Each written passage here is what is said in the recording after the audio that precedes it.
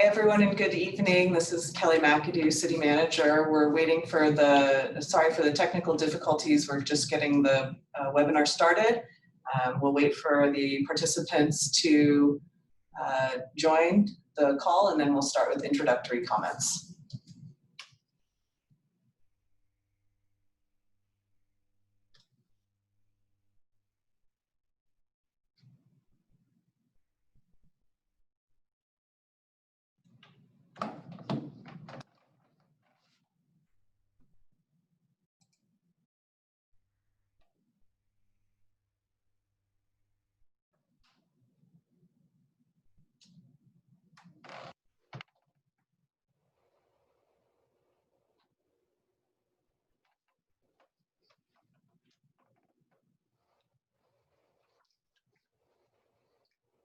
Okay, I'm going to go ahead and get started. Again, hi everyone online watching. Kelly McAdoo with the City of Hayward, City Manager.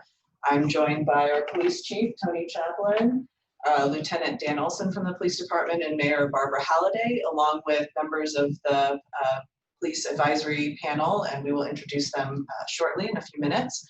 I wanted to just go through some logistical information for those who are joining us.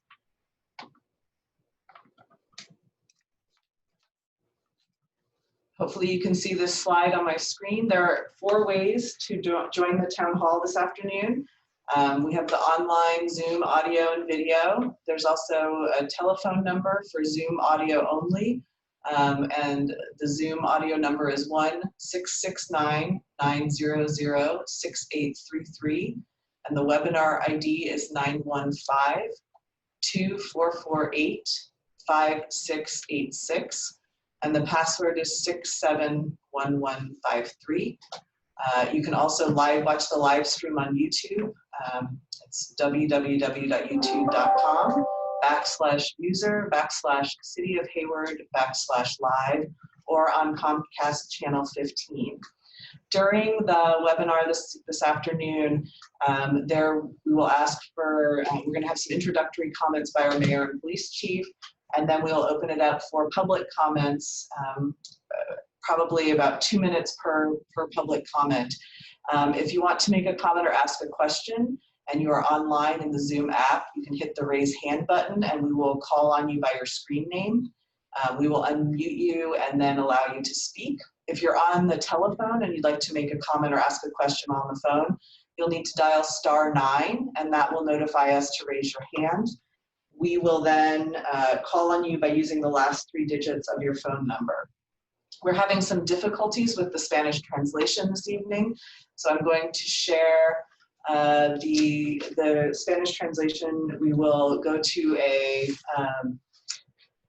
Google Meetup, and I want to share that information shortly. Hold on.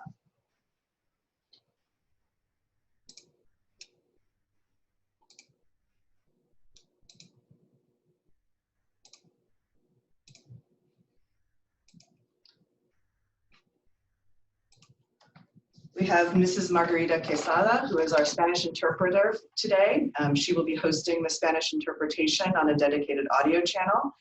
And I will ask her to address the Spanish-speaking community at this time. Mrs. Quesada, could you let everyone know how we'll be doing Spanish translation this evening?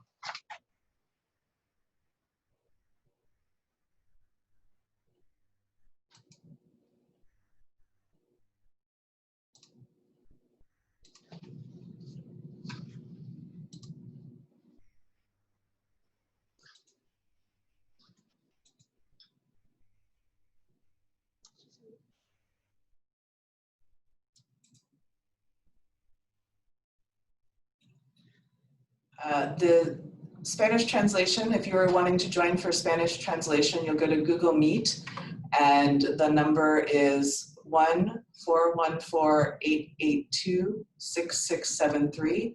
That number in Espanol is 1-414-882-6673. And the contraseña is 835-418-411 and then the #. So hopefully folks can join us in Spanish as well.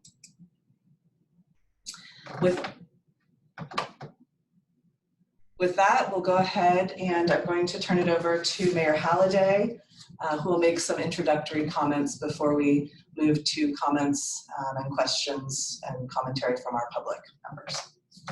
Okay, thank you, City Manager McAdoo, and good evening and welcome to all of you who have joined us. I'm going to keep my remarks brief because tonight we want to hear from you. We want to hear your thoughts about the events that have occurred here in Hayward and throughout the country in the past couple of weeks.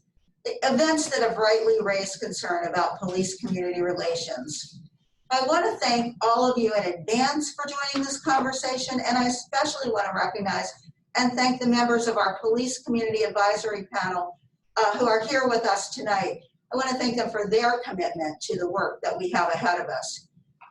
This panel was born out of the commitment for an inclusive, equitable, and compassionate community that arose from the work of our community task force in 2017. The report of the task force included a recommendation to enhance community police relations, and this panel's purpose is to improve trust and strengthen understanding between the Hayward Police Department and community members. It provides structure and venue for an open and honest dialogue.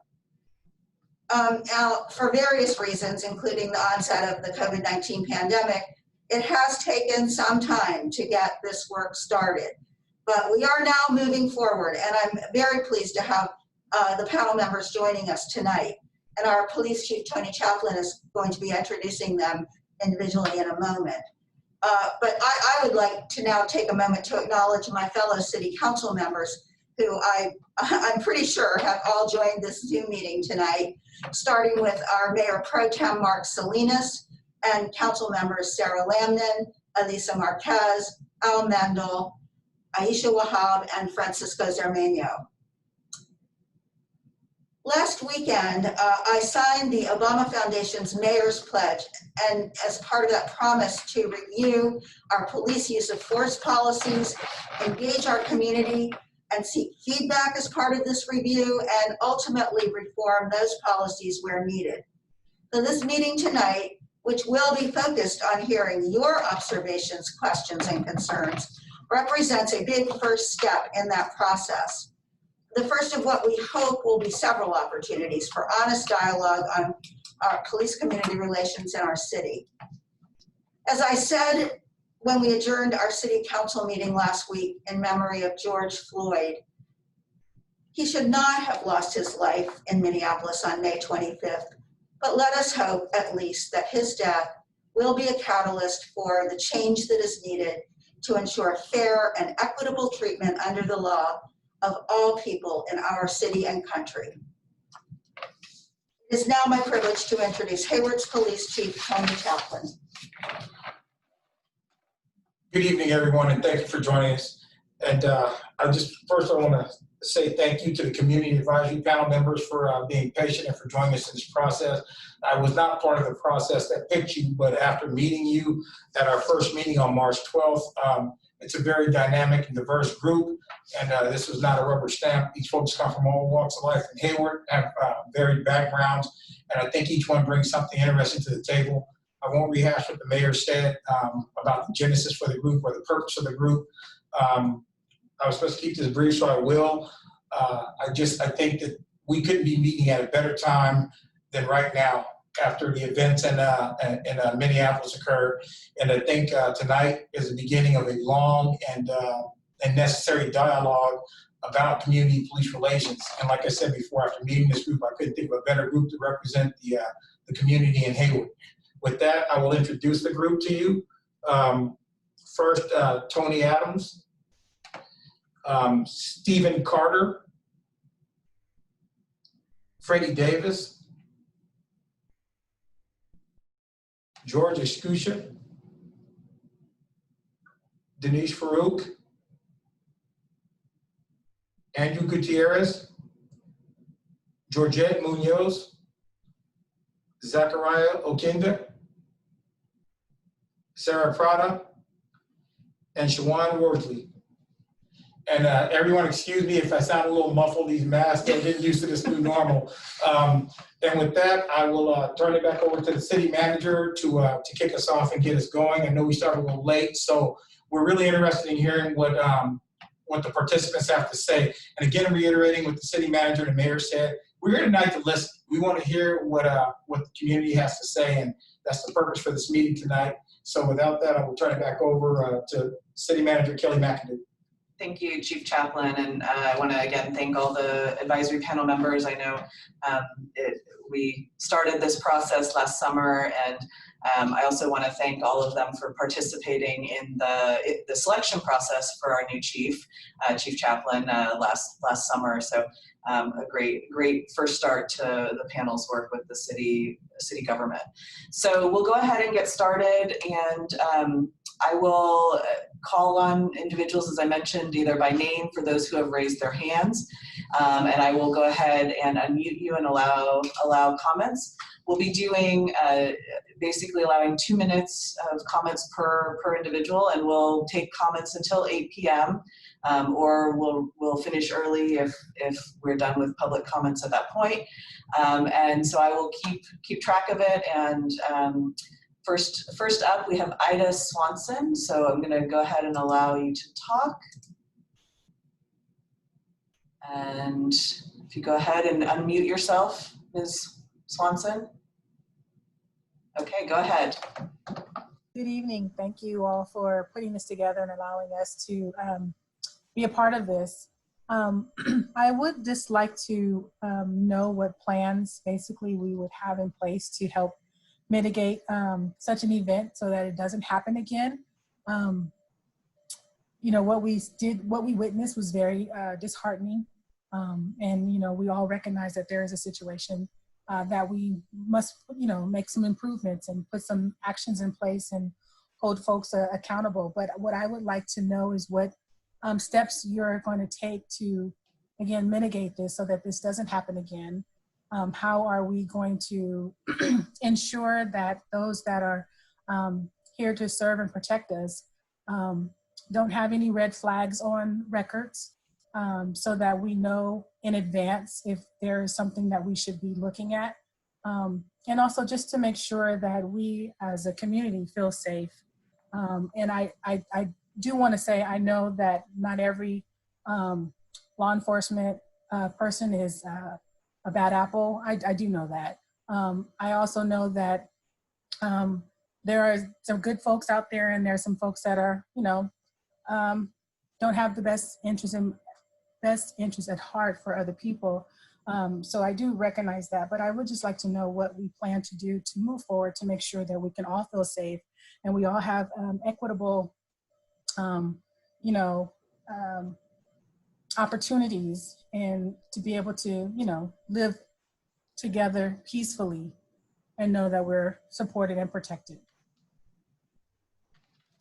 Thank you so much for your comments. And as the mayor mentioned earlier, we are recording this, and we have some staff members who are on as well taking notes. And we made a choice that we're going to spend this evening listening. So we'll take comments down and hear from you. And that's the role of this panel, along with the mayor, myself, and the chief, is to listen. And, oops. That was the end of your timer. We'll take those notes, and thank you for your comments. Thank you. Great, thank you. Okay, next up we have Elizabeth B. You could unmute yourself. Hi, can you hear me? Yes, we can hear you. Go for it. Great. So, yeah, my name is Elizabeth. I'm a voting resident here, born and raised here in Hayward. And my message is really directed towards the city manager, mayor, entire city council, chief of police, really everyone else. I'm calling to just state that Black Lives Matter is not only a hashtag, it is not only a protest chant. Black Lives Matter leaders like Patrice Cullors have made it explicitly clear that our first demand is to defund the police. So when we continue to declare that Black Lives Matter in our city statements, we must also continue to move with absolute urgency to defund the police. Reform is not going to save us. Reform has only made us bear witness to a slow genocide of Black and brown people. Reform is what got us here. City Council, you must reject all police union money and act in accordance with our demands. Our siblings are dying, there's blood on our hands, and anything short of urgent action is not enough. It's past time that we all look in the mirror and undo our own internalized white supremacy. We need to defund and reinvest in community jobs, housing, education, mental health, restorative justice, and much more. Thank you. Thank you very much, Elizabeth. And I did want to also mention, and I think the mayor had mentioned it on behalf of the city council, while they are all listening in, because this is not a noticed city council meeting, that they are not participating in this evening's meeting, but all of them are, I know, listening in and hearing the community comments as well. So we'll move on, and I will ask Frank Burton, go ahead and unmute yourself, and you should be able to talk. Can you hear me? Yes, we can, Frank. All right, thank you. The California legislature passed and the governor signed last August comprehensive legislation, which was effective January 1st, 2020, regarding the use of deadly force by law enforcement. The new standard instructs officers to use lethal force only when it is, quote, necessary based on the totality of circumstances they encounter. That's considered a stricter standard than the earlier practice, which instructed police that they can use deadly force when it is, quote, reasonable, unquote, to do so. I assume that Hayward PD has modified its training of new officers to reflect the provisions of the new law, but have no idea whether Hayward PD has retrained all of its sworn personnel.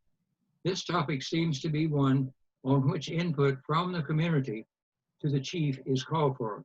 So if that hasn't already happened, I strongly recommend that the chief bring that topic to the advisory panel with the benefit of his thinking on the topic so far and requesting input from the community via the advisory panel and discussion among the chief and his command personnel and the panel of the new needs for use of deadly force. Thank you. Thank you, Frank.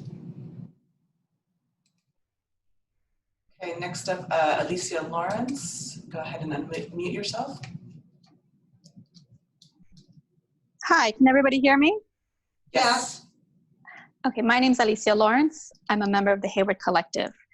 So I'd like to know if what we witnessed with Eric Rosalia is an example of what de-escalation looks like in this community.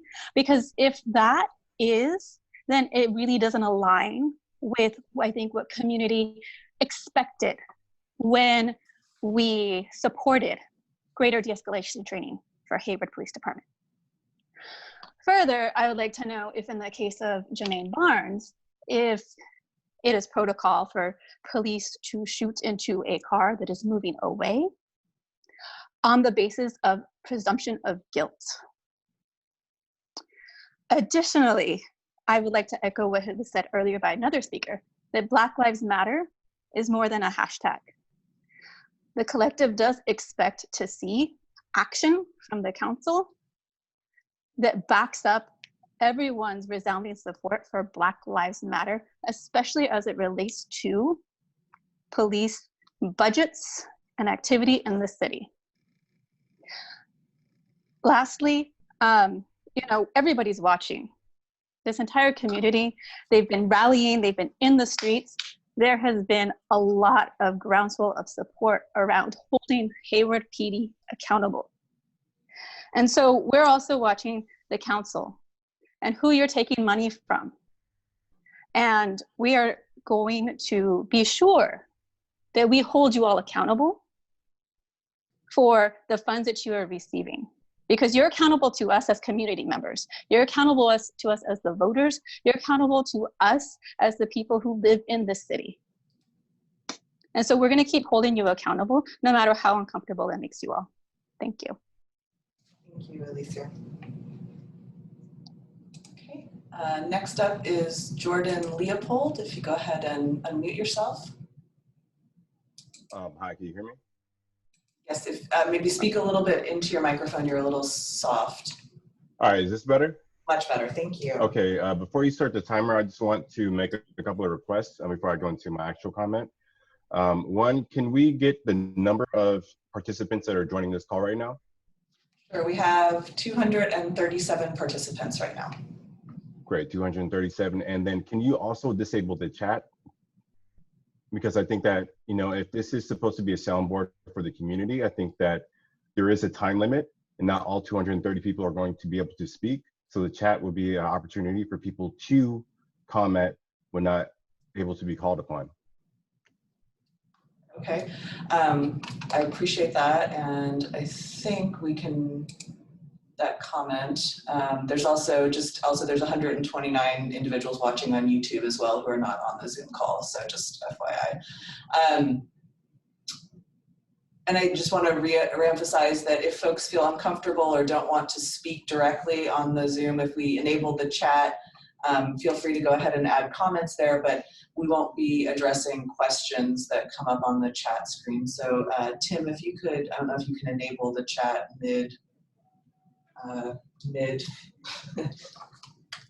mid-webinar, so we'll see if we can do that, Jordan. Great. Okay, do you want to go ahead and start your comments? Yeah, so hey everybody, my name is Jordan Leopold, a Hayward native. Did all my education here, K through college, and I'm still here. Giving love to the community and here speaking on folks who are not able to be here. I think that what Alicia had mentioned is really important, that right now there is a grassroots movement to bring about change that cannot be ignored. So note that there are eyes watching and that folks are now engaged.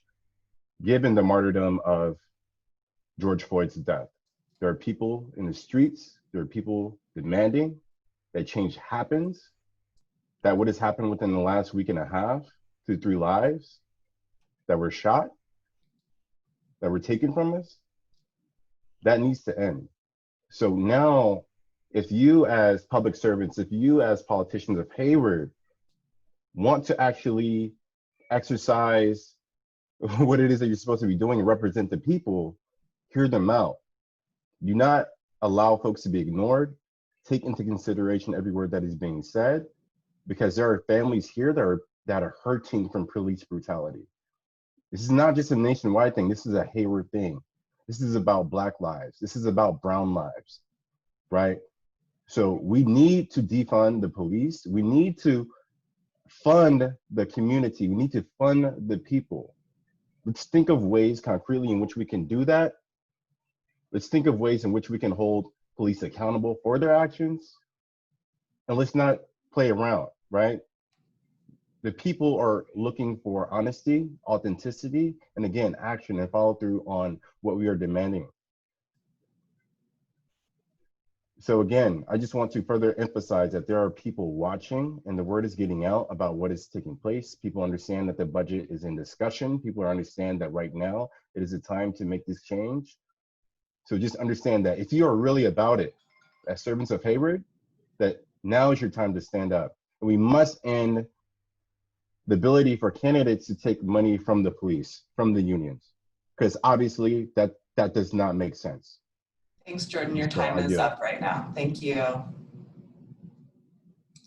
Okay, next up we have Jeff Trowbridge. Go ahead and unmute yourself. Yes, thank you very much. My wife Linda and I are here in solidarity with our church sister, Christina Ramirez. And we were asking for transparency from the police department as to the death of Toney Ramirez at the hands of Hayward police on May 20th. I wanted to find out the status of that investigation, find out whether or not the police are actually communicating with his mother and family. Certainly we want to stand together with our Black and brown brothers. Thank you very much. Thank you, Jeff.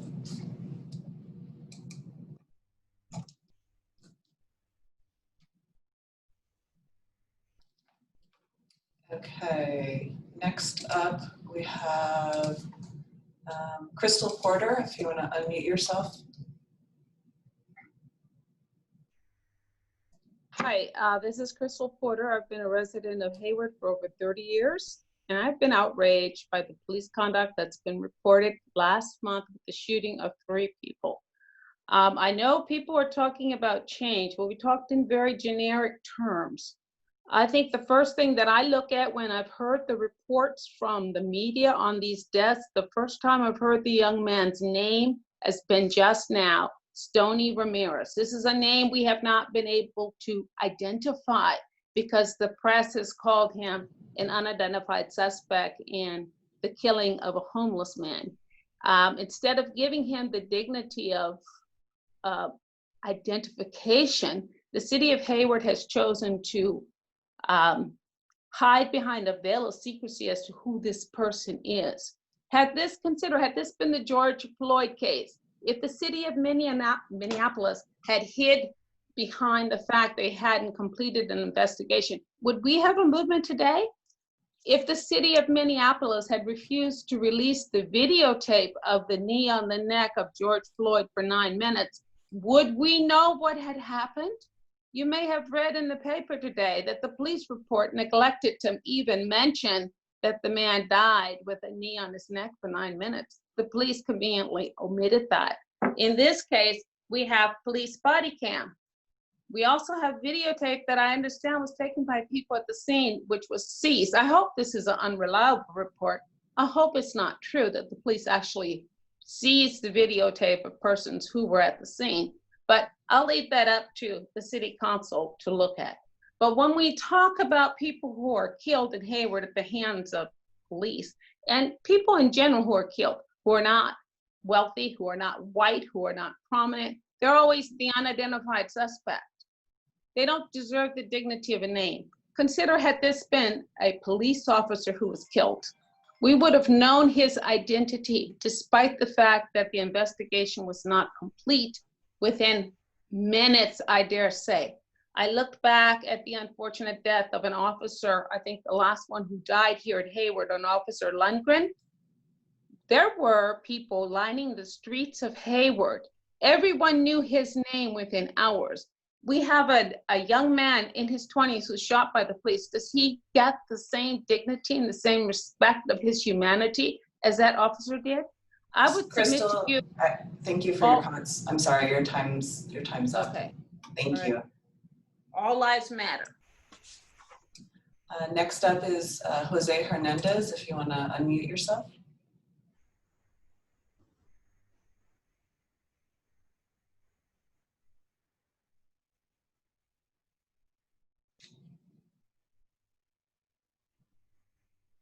Okay, I think you can minimize it, Toney, so you don't see those popping up.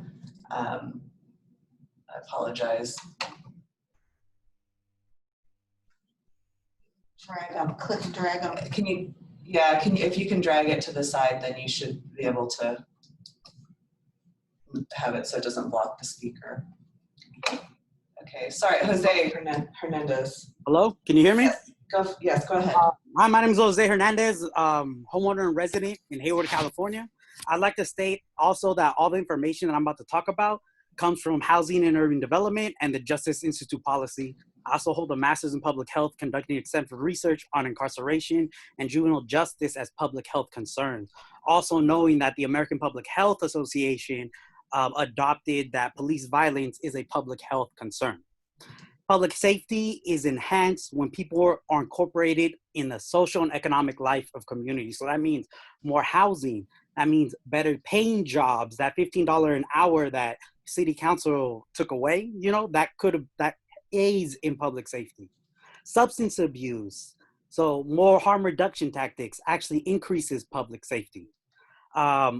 More support for incarcerated individuals increases public safety and reduces recidivism.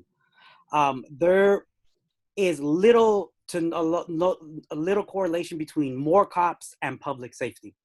More money should be going towards programs for the community and nothing else. Hayward is taking most of their funds from the general fund. That's about 50% comes from that. City council has the power to kind of change that around. But apparently it doesn't matter because folks are taking money from the police associations and instead of supporting the community. So please, more funding to community organizations, housing, employment, mental health. One concrete thing, I guess, because Hayward City Council is all about status quo. If just one thing is create a mental evaluation unit like LAPD, where a mental health specialist or social worker goes with the police when there's mental health crisis. I do not like calling the police with my brother who has mental health crisis often. I don't like just a cop coming by because they also berate me too, you know? So how about someone who's actually trained? The cops are doing too much and doing things that they should not be doing and have no training at all to do. You know? Jose, your time is up. Thank you very much for your comments. Next up, we have Austin Hunter. Go ahead and unmute yourself. Oops. Hi, can you hear me? Yes, go ahead. My name is Austin Hunter. I've grown up in the Bay Area, and I'm also calling in support of the community like everyone else tonight. The main thing that I want to emphasize is that the police need to be defunded, but it cannot be just slapping a new label on a different pig. At the rate things are going, whatever is put forth needs to really reflect on what the community needs and not just be another body of force in our city. And because of that, one of the other speakers later tonight, Rena, sent over some talking points that I think are incredibly relevant for this conversation, particularly things we would like to see in a new police force are, one, ending the chokeholds outlined on 75 of the policy manual, two, ending the use of deadly force in drug possession or felony cases, three, treating officers' interrogation to the same standard as the public. Currently, officers are able to get the transcript of their interrogation at the point it is issued, whereas the public would have to wait. Four, cities should not pay officers while officers are on administrative leave for investigations into misconduct. This seems like a no-brainer. If they're found to have not completed any egregious behavior, then back pay is appropriate. Five, abolish the delay of discipline for 30 days after the officer has been notified, outlined on page 255 of the Hayward Policy Manual. I think it is a point in time in which the City Council could reflect on these policies and actualize change in the community. Right now, I see a lot of lip service and not a lot of action. I am sick and tired of representatives not actually digging into the policies that affect their community. Thank you.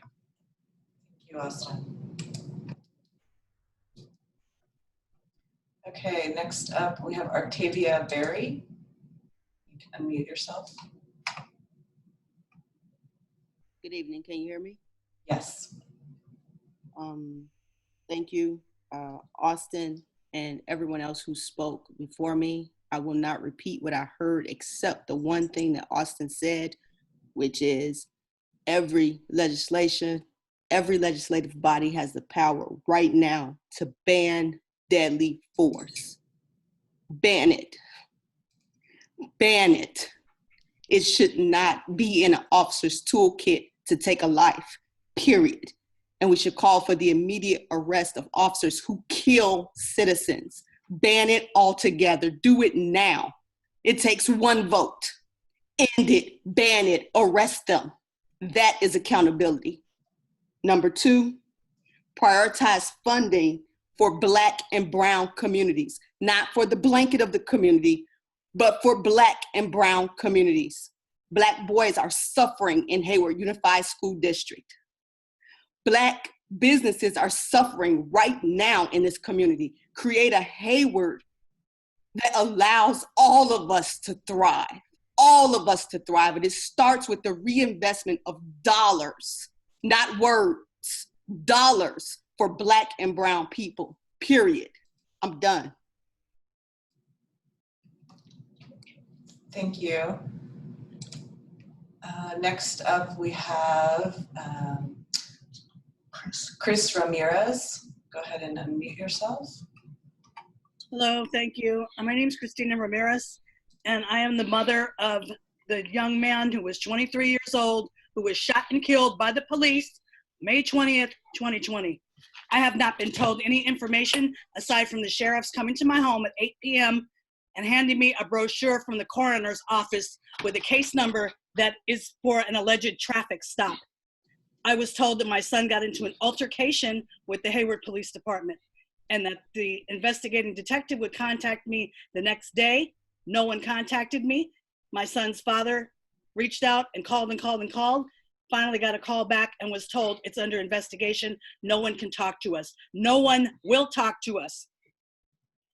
So my son is laying in a funeral home right now. The next call I got was when he was in the coroner's office for 10 days and I needed to come and make arrangements to take care of his body. However, the Victims Witness Assistance Program will not pay for the remains to be disposed of. And since my child was murdered, it's now my responsibility to take care of it. So I want to know, what is the city of Hayward going to do about this? Speak, you got some time? My husband is here with me and he would like to say something. Hi, everybody. We're just trying to find some closure. Right now is a difficult time for all of us, and we just want some closure and get back to how it was before. But I know things are changed, but just pretty much just closure and you know, and move forward. And he has 2 daughters that he left behind, and it's sad, you know. His life was still young, and you know, but he would have been 24. June 30th. Yep, June 30th this month. But yeah, time up. Thank you. Thank you for your comments. Okay, next is Muna Bashir. Hi, can you hear me? Yes. Okay, hi, my name is Muna Bashir. I'm an educator in Hayward, born and raised in Hayward, teacher for 15 years. And to the Ramirez family, that was, it's just so emotional, and we're all with you. Our condolences. I'm a teacher at Fairview, and my understanding is before I got to Fairview, your son was a student there. And so we all are grieving for you and in support of getting justice for your family. Today, I don't want to, you know, I ditto to many of what the speaker said. I wanted to bring up the issue that I feel like is something that immediately can be changed within our police department. There's a website called 8can'twait.org, and research shows that more restrictive use of force policies can reduce killings by police. And when I looked up the city of Hayward police department, unfortunately, out of those 8 policies, we only have 3. And so I demand that we immediately, our city and police department, ban chokeholds and strangleholds, require de-escalation training, and obviously the shooting, police-involved shooting of Eric Rosalia was not enough. That was a very huge example that there is a need for de-escalation strategies to be a constant thing for our police department. You know, there should be a requirement to exhaust all alternatives before shooting, to ban shooting at moving vehicles. We should have a use of force continuum. These are things that immediately should be put in place and enacted and adopted. You know, our police department and our city should be doing that now. I also, you know, we have an issue of over policing. I'm tired of driving down Hayward city streets and seeing, you know, 6 police cars, you know, and possibly twice the number of police officers for 1 person. That is unacceptable. I mean, that's an example in the video of Eric Rosalia. What was it, 6 or 7 police officers? That is not necessary. And we need to invest more in our Hayward community, our Black and Brown community. I am in full agreement that, you know, we are sorry, your time is up. Thank you. Thank you. Thank you very much. Next, we have Janelle Coronado. Hi, can you hear me? Hi, everyone. I want to appreciate and echo all of our commenters before, and appreciate also City Council and Mayor Halliday for answering my email regarding the Obama pledge. I do want to highlight that that is only a 90-day initiative, and as Mr. Chaplin had said, like, this is going to be a longer conversation, obviously. And so I hope that there will be, in that reporting that is required for that initiative, that that report will be made transparent to our community. Additionally, I want to raise that fiscal year 2021 will start July 1st, and the budget for our police department is concerning for me. $79 million out of $167 million in the general fund is to our police department, and minimal to anything else. I really, really hope that our city council will revisit that before July 1st. I have a blink of an eye here, Hayward, as a resident here in Hayward, and I've seen the city transform, and we need to do better. This has to happen. There's no excuse anymore. I yield my time. Thank you very much. Okay, next we have Elise Grossi-Soyster. Hi, good evening, everybody. I want to reiterate everyone else's comments. Definitely Black Lives Matter and Black lives are valued in our community here in Hayward. And all of the facts that have been stated for defunding the police, I definitely agree with that. I specifically raised my hand to bring attention to the murder of Steve Taylor in San Leandro and how we can talk about using some of the funds that are allocated to the police and reallocating them to mental health services and better responding to public safety in our communities. There's no need for police to be responding to public health crises in our community, and we have a huge homeless population within our community that would definitely benefit from different responders to different crises. So I hope you'll take that into account when reestablishing a new, better budget for our city. Thank you. Thank you very much. Next, we have Gina Antonini. Go ahead and mute yourself. Hi, can you hear me? Yes. Hi. I might repeat some of the things that so many great things have been said tonight, but I wanted to know, we need more accountability and open transparency when it comes to the police department and when it comes to their police actions. Examples of Toney Ramirez. We need to know what goes on. They work for us, they work for the community. Also, what type of training and processes have been put in place regarding police dealing with people with mental illness so we don't have another situation like Stephen Taylor, who was killed at Walmart in San Leandro? We also have a lot of homeless and mental illness individuals walking around downtown Hayward, harassing business owners and citizens. I've had gentlemen walk around with his pants down to his ankles, showing everything. It's not something that I want to see or have children see in the downtown area. And if we don't clean that up, and we have a substation down the street, so I just don't understand why it's not being addressed. But it will never be, our downtown will never be a Piedmont or a downtown Redwood City if we do not clean up the people that are around there. Also, lastly, what can we do about police shooting to disarm and not shooting to kill when they're dealing with somebody? If someone's holding a gun, can't they shoot them in the arm to have them drop the gun versus shooting to kill? And that's all I have to say. I yield my time. Thank you, Gina. Okay, next up, and I apologize, it's listed as Vitter Malik on the screen. Yes, thank you. My name is Vitter Malik.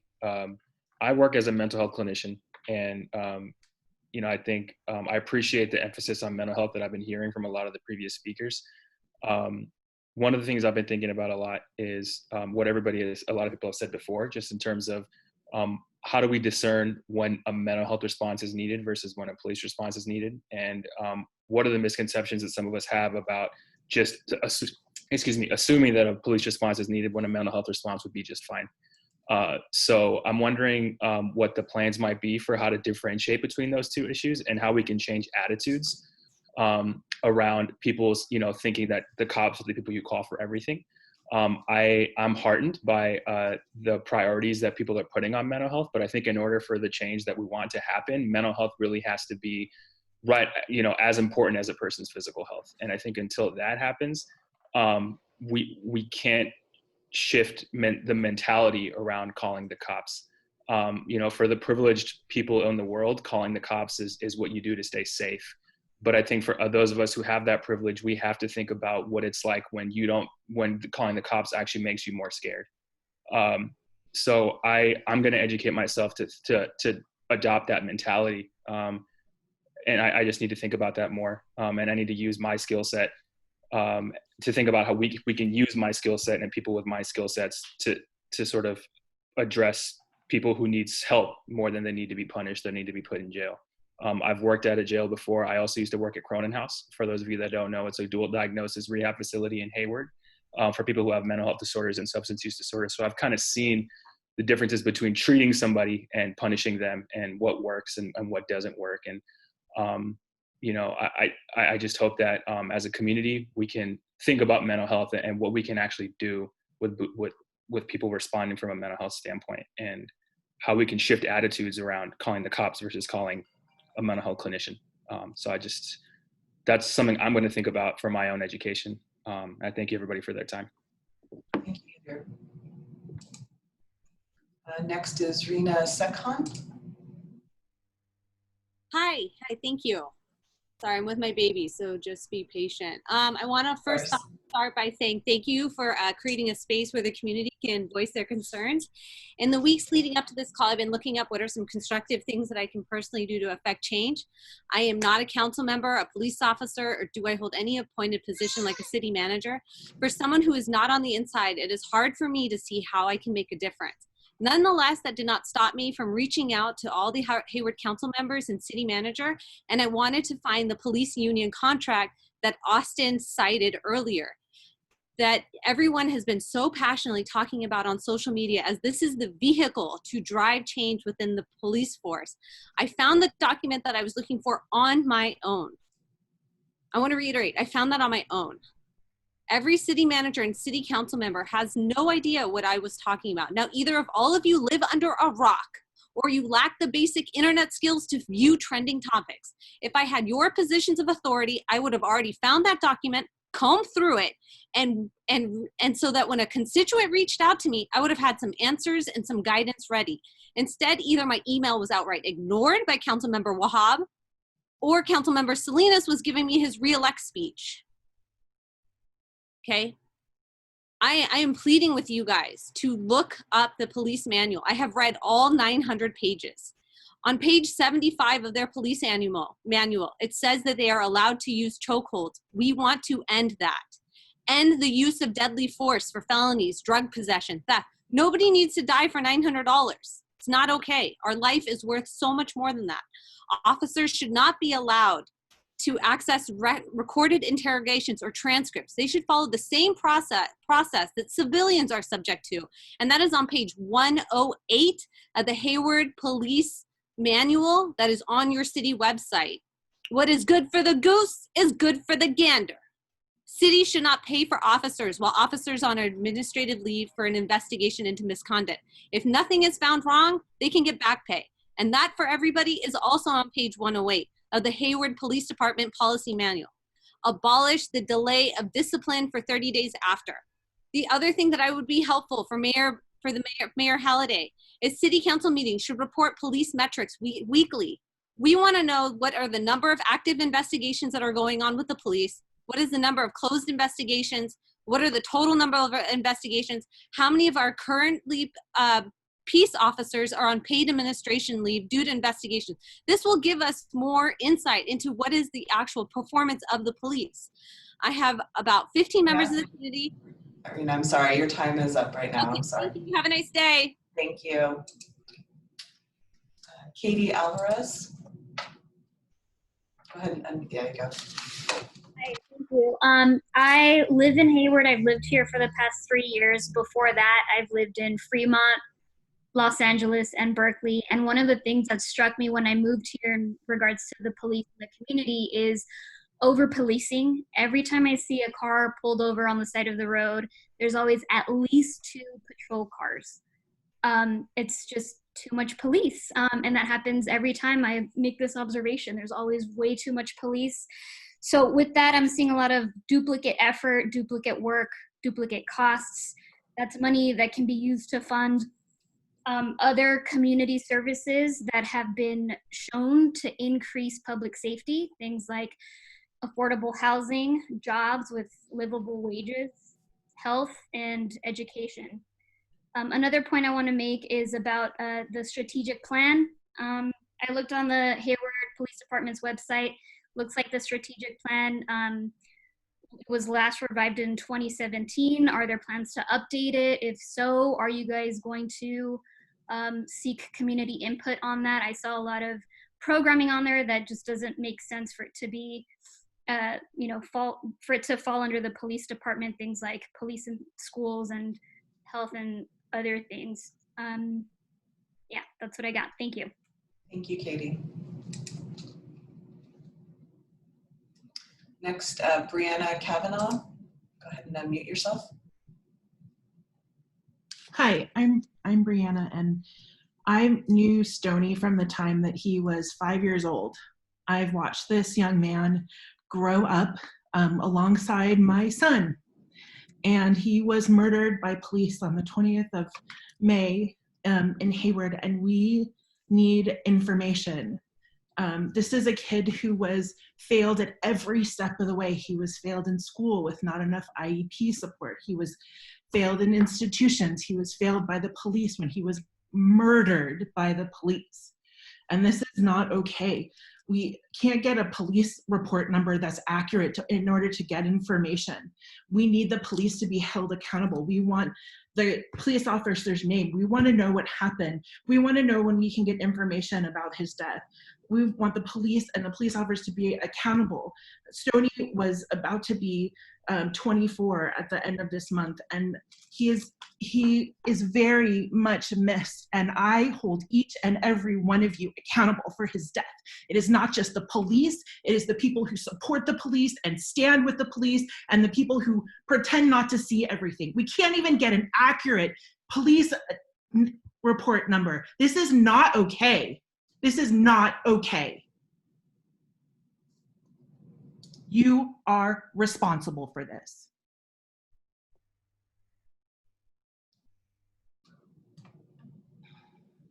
I yield my time back. Thank you for your comments. Next up, we have Dwight Turner. Go ahead and unmute yourself. Okay, hope you can.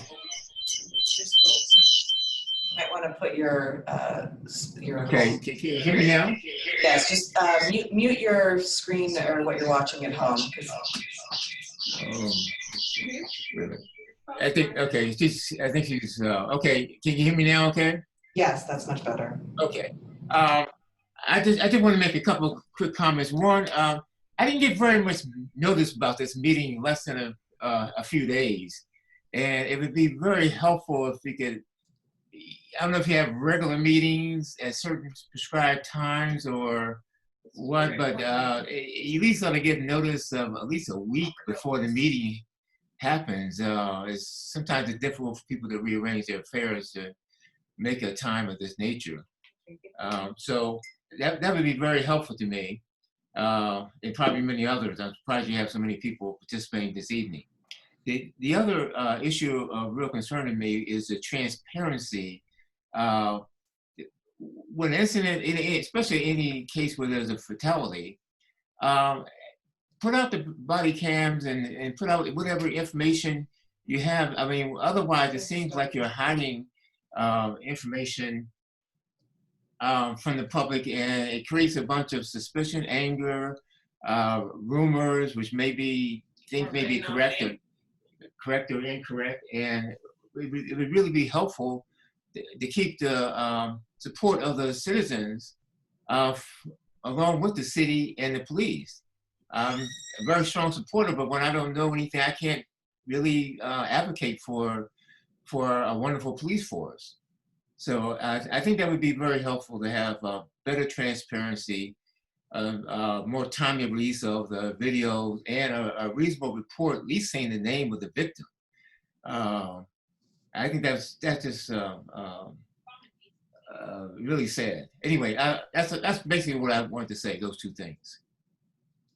Thank you, Dwight. Common decency. Okay, next up, Stephanie Contreras. Go ahead and unmute yourself. Hello. Yeah, I'm an educator for YEP, the after school program, and I'm also a student at Chabot. And I just wanted to reiterate that we do not have any trust, nor I notice that you use language like improved trust and enhanced relationship. We have no positive relationship with the police. We want no positive relationship with the police.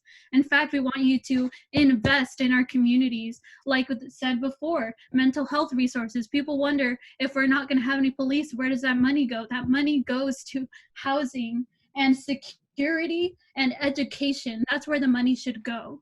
And so what we want is not an improved relationship. We don't want the money to be invested in the police. It is proven, as also someone mentioned earlier, Mo, prison and policing are in and of themselves forms of reform. Reform is ineffective. From its inception, police have had the authority all around the nation to conquer, judge, and execute Black and Brown and Indigenous people at their own discretion. So thank you, Moj. That is someone that left a comment in there, so I wanted to echo that. That is his name. Can you all still hear me? I noticed someone is, yes? Yes, we can hear you, yes. Mm-hmm. Okay, wasn't sure what that piece was about, sorry. Just wanted to make sure. So yeah, I just wanted to reiterate that police as a use of force is ineffective. And so I want to make sure that you all are, as people said before, we will hold you accountable to defund the police, because that is what we are asking. That is the main ask here, is to defund the police and reinvest in mental health resources, reinvest into education, and that is it. Thank you for your comments. Next up is Cynthia Nunes. Go ahead and unmute yourself. Can you guys hear me? Yes, but you might mute your recording that you're listening to, or the. Okay. There we go. I just want to, first of all, before you start my time, maybe allow a minute for you guys to reevaluate the fact that you haven't responded one time to the Ramirez family and their loss. I think that it would maybe be beneficial for you guys to show a little empathy, especially Chief, you are there to recognize the family and maybe respond to them prior to me speaking. As I mentioned earlier, tonight we're listening, we're not responding, and so if you want to go ahead and start your comments.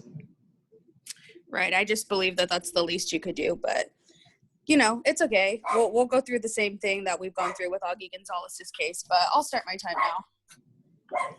My name is Cynthia Nunes. I am the cousin of Augie Gonzalez. You all have met me many times. I want to start off, first of all, by saying that, number one, we need to defund the police department. We need to take those funds and put them towards things like our community, mental health teams that can reach out to these situations where cops don't need to be involved, and our schools that are completely underfunded. We have some schools that are funded way more than others in this community. I'm also asking for updates. You know, a policy was passed back in November that any officer involved use of lethal force that resulted in death would have an email sent to the DOJ to request an investigation. Number one, I would like an update for our family if that went through, if that email's been sent and what the status is. And number two, I'd like to see you send that email for Toney Ramirez's family as well within the week. I think it's important that we're not hiring any cops that have been under investigation during their investigation, past or present, with any malpractice. I think that it is important that we are making sure that we are not using the amount of overtime our officers are currently using in this city. We have officers that have made over $200,000 in the past years because of how much overtime we're allowing the city is allowing our police officers to take. By taking funds from the police department and putting them into the community, also getting a mental health team that can respond to calls that officers don't need to be any part of.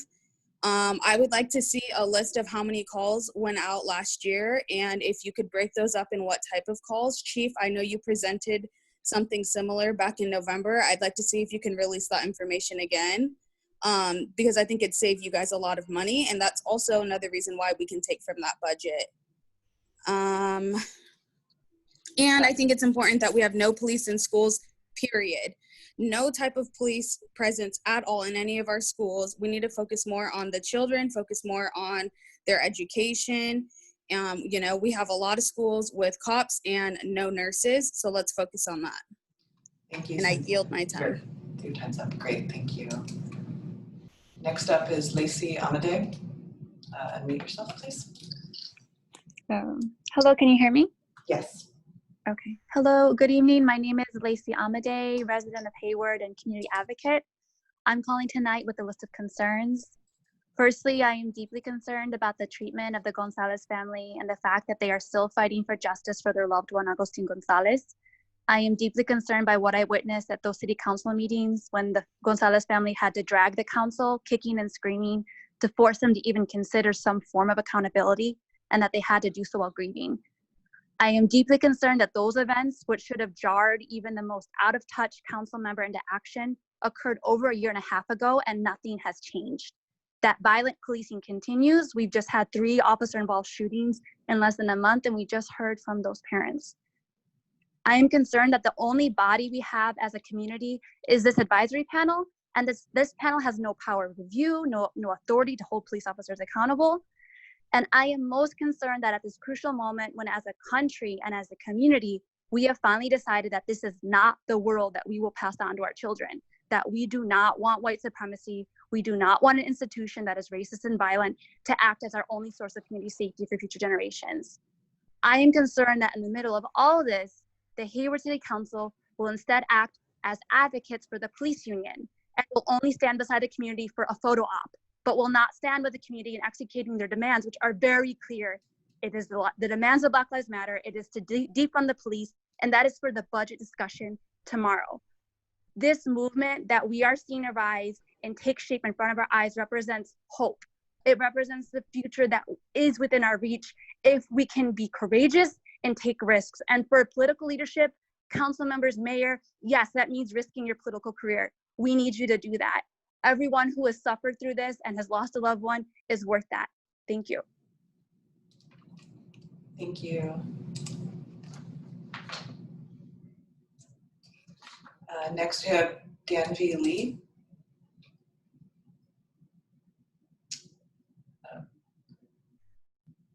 Okay, Danvi is, I can't allow you to speak because you have an older version of Zoom, so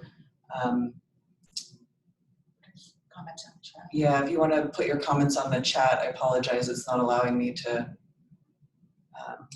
add you to the to speak verbally. I'm sorry about that. Alejandra Cardenas, go ahead and unmute yourself. Hello, good evening. Yes, my name is Alejandra Cardenas. I am a Hayward native, and I want to share my thoughts on the current events that have taken place. You know, people are asking to defund the police because I just think it's absurd that the police have the biggest share in the budget, and this has been ongoing for years now. I don't know how far back, but on the website, it looks as far as maybe 5 years back. A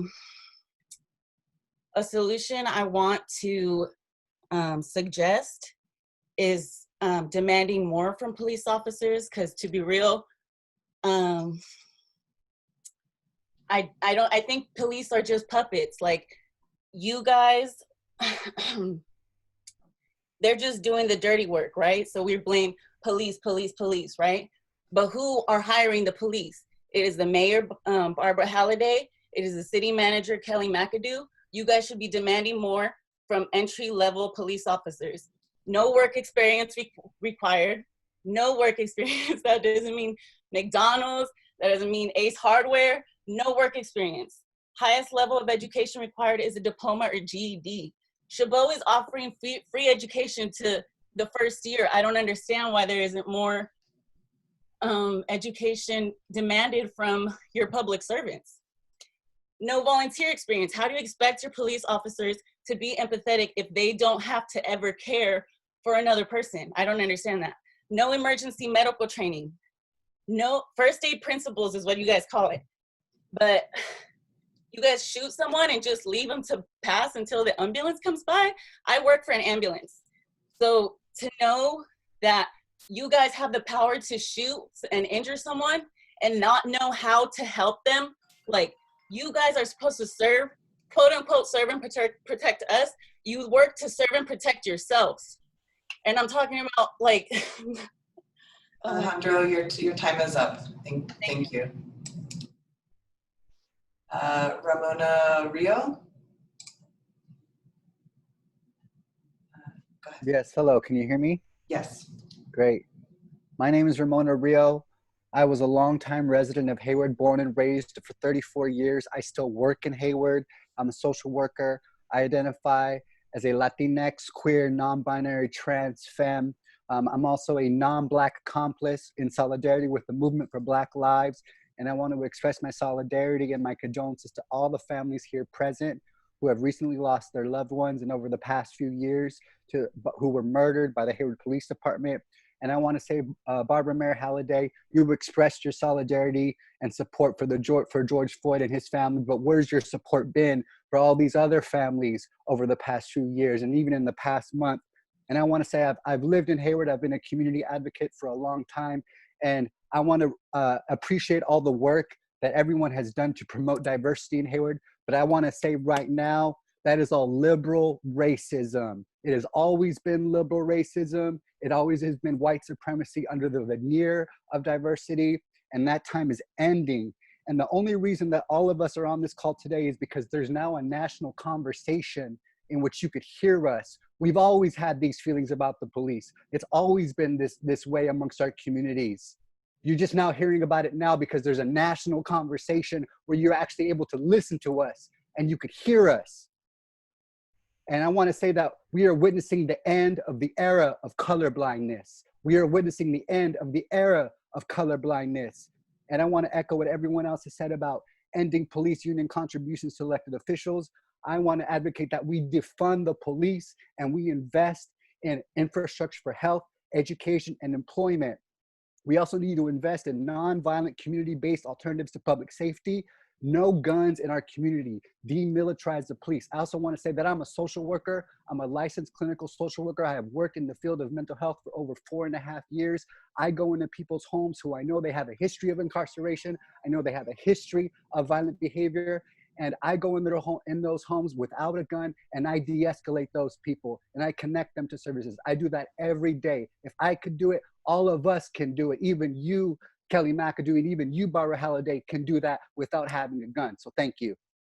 Thank you for your comments. Next is T. West. Go ahead and unmute yourself. Can everybody hear me? Yes. Toney West. I'm an educator in Hayward, and I spoke at the rally. And I'm glad that you're holding this forum. I'm going to go real quick, but I want to say something to everybody that has been speaking that apologize for saying the same thing. That's what we need. We need people to hear the repetition of what we need and what we want so people don't think it's coming from one voice, but multiple voices. So I'm going to go real quick through this list of things, and I'm hoping that at some point it could be transparency all across the board. Trying to find out information is absolutely ridiculous when it's people that are serving the community. Things should be easily or readily available. So a couple of things that I would love to see. My father was a police officer, and in conversations with him, I just thought all officers would be as amazing as him. That is not the case. So a couple of things. Transparency on the education and training. We cannot wait till a police officer is hired and then have them do bias training. We know for a fact that education, college education, is what changes people's world views and makes them a little bit more open for inclusivity. So waiting until a racist cop becomes a police and then has minimal bias training does not change his prejudices and will not change the fact that he already goes into the field looking for people of color to do things wrong. Second, clearly stated code of conduct violations with disciplinary actions clearly defined. I'm not sure why we wait until a police officer does something and then we decide how we're going to discipline that person. It should be clear what will happen if you do something wrong while you're working in law enforcement. Removal of safety nets that make it almost impossible to charge or convict police officers. Things like qualified immunity makes it impossible for somebody to even take a police officer to court. So let's make sure that we can do that. Reform how police serve the community and when and why they are called. There's already different areas that have a separate phone number besides 911 when somebody is having a mental breakdown or if somebody is in need of homeless services. Toney, I'm sorry, your time is up. That is fine. Thank you. Thank you very much for your comments. Next, Angela Andrews, go ahead and unmute yourself. Hello. I want to ask just a few questions. I know you can't answer, but I have questions about what's happening with the police department. I want to know if the body camera footage would have been released if it wasn't already on social media for Eric Gonzalez. I want to know why I have to look at East Bay Times to find out details on what's happening when there's an active investigation.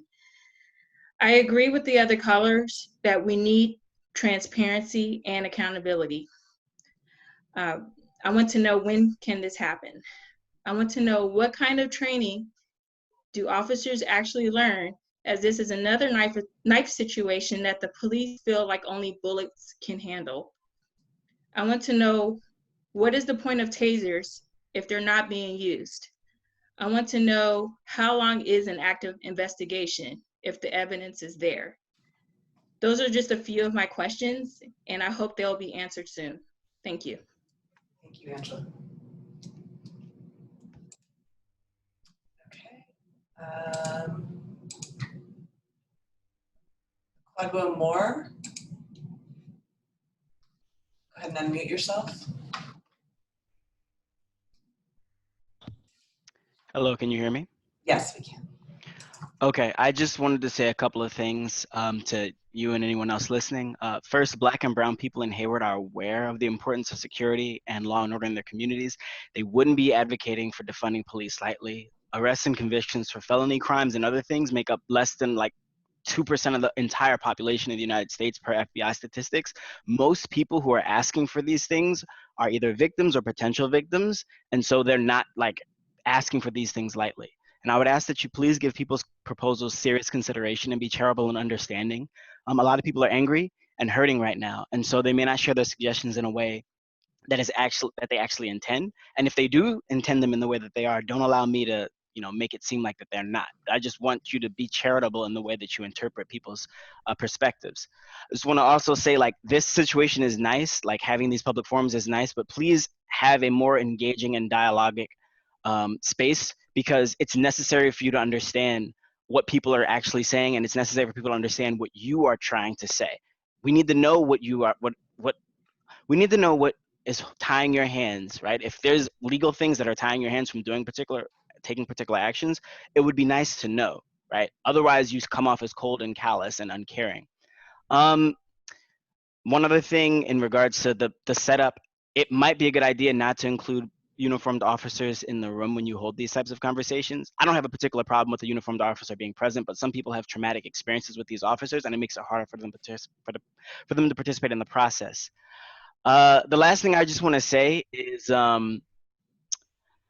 like, please stop allowing the police to take all the blame for these types of situations. These types of situations were created structurally, right? Police are given far too many responsibilities, and no amount of training is going to prevent them, not prevent them, but prepare them for every single situation that they're being tasked to deal with. We're giving them guns, handcuffs, batons, tasers, and other tools to obtain compliance, but we ask them to engage with homeless people, people who are suffering from mental illnesses, children, and nonviolent interpersonal disputes. We can't expect them to be able to deal with those things while also dealing with violent situations. That doesn't make any sense. We need to stop giving them those responsibilities so that they can do the job that other people want them to do. If you want them to deal with a violent situation, if that's what the purpose of police is, to provide law and order when there are violent situations taking place, then let them do that. We have SWAT teams that deal with very serious terrorist and or hostage situations and other situations. I'm sorry, your time is up. Not a problem. Thank you very much. Thank you for your comments. Next is Amy. Go ahead and unmute yourself.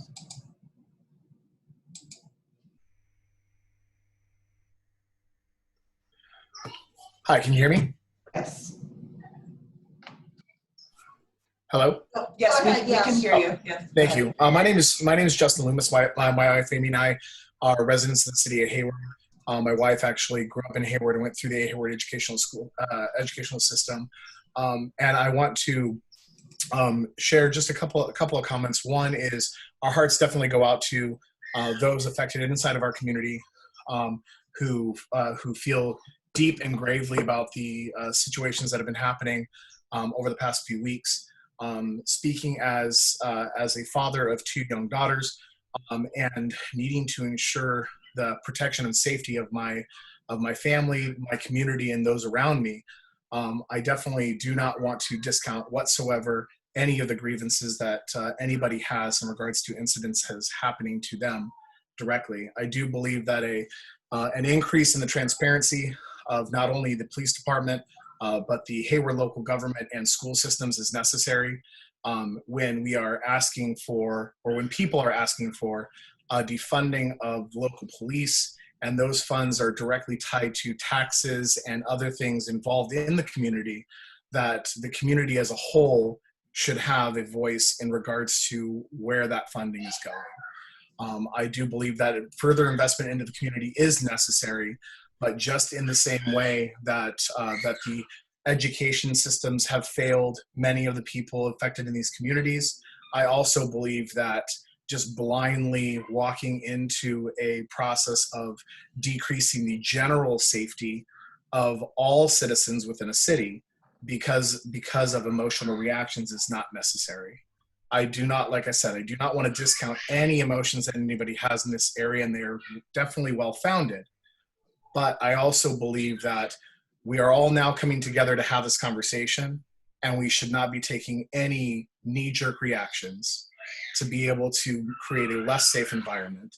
On a national survey, Hayward is ranked 10 out of 100 of the safest cities in America, and there are reasons for that. The recent activities of whether citizens of Hayward or our surrounding cities in response to the injustices that may have happened and across the United States is an example of one of the reasons why some level of safety is required. But more importantly, that we need to continue focusing on people being able to protect themselves as well, and making sure that a constant dialogue is happening between our community and our neighbors. I'm sorry, your time is up. Thank you. Vince Luce, please go ahead and unmute yourself. Hi, can you hear me? Yes, we can. Hi, I'm Vince. I was born and raised in South Hayward. I am here representing my Filipino-American family who are voters and homeowners in Hayward. We are in solidarity with Black Lives Matter, Black and Brown communities, and all grassroots organizing groups working for justice and equity. Hayward Police Department has an over $80 million budget. How much of this money goes into restorative justice programs? How much of this money goes into community public safety programs that do not involve police officers strapped with firearms?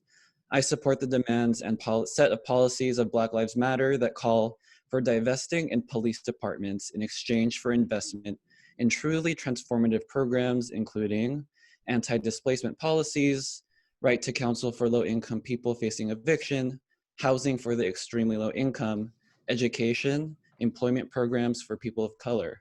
And on the topic of budgets, city budgets should be built by a participatory budgeting process that gives budgeting power directly to community members. Hayward must defund and dismantle the Hayward Police Department as a step towards creating a community-facing public safety program that staffs residents of this city who are trained like social workers in de-escalation, trauma-informed care, mental health, and crisis counseling. I urge the City Council and this board to support this. If you want crime to go down in the city, you invest in people, invest in Black and Brown communities, invest in humanity. Thank you. Thank you very much. Next, Yesenia Sepulveda. Go ahead and unmute yourself. Hi, good evening. Can folks hear me? Yes, we can. Hi, my name is Yesenia Sepulveda. I'm a native of Hayward. And I first just want to acknowledge the families and individuals on this call who have historically, been impacted by police violence. I think there's families here, but, we know folks who have been directly impacted as well, who continue to do the community work. And so I just want to acknowledge them. There's just so much said, and I'm also representing the Hayward Collective and reiterating what folks have said. I think we could go in roundabouts talking about providing police with more training, more anti-bias training, more diversity training, but training does not matter if we do not have a system in place to hold police accountable.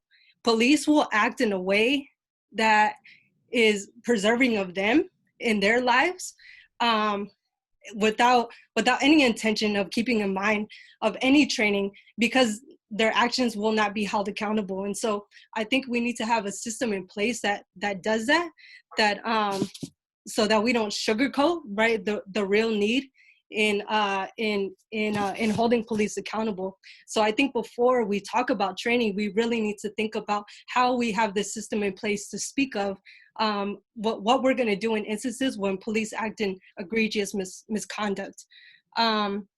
Two, and moving forward, I agree with folks that are saying, we cannot continue to support Black Lives Matter if we're not about to throw action behind that. We cannot move forward under the banner of equity and change if we don't look to the history of misconduct and murder within the Hayward Police Department. So I really urge, our city officials, our police department, to look at that history. Our recent history, right? Our families are here.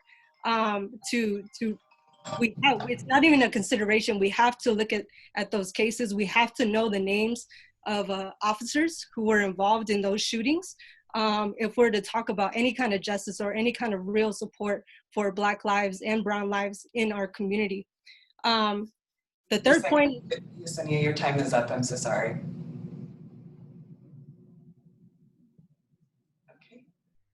Thank you for your comments.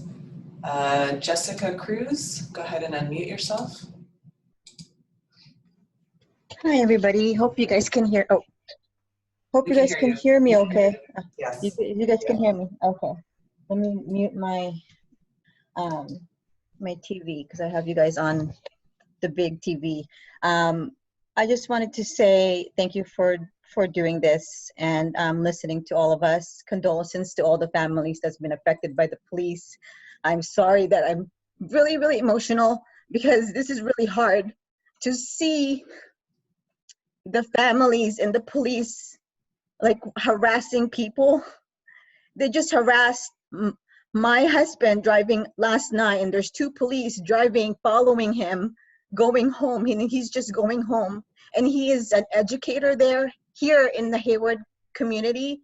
He's an educator for the Hayward School District, and he was just driving home, and I am scared.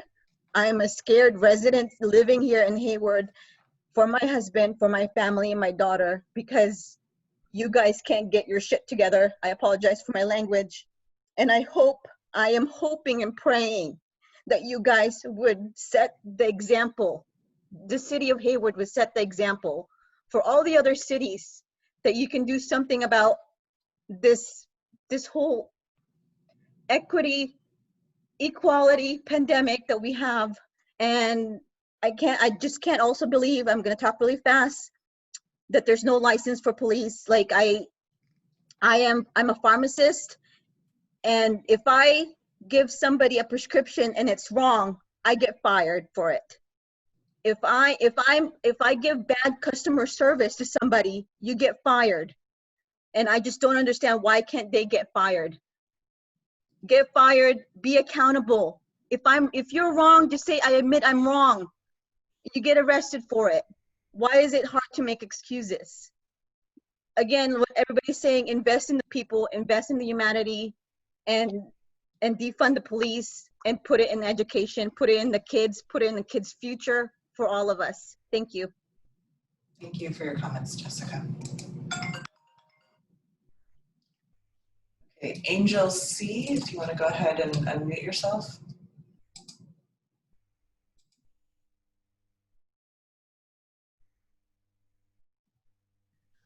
Hi, can you hear me? Yes, we can. I'd like to speak on the death of Toney Ramirez. So, a few years ago, my brother Austin Price was killed, and my family got closure for his death.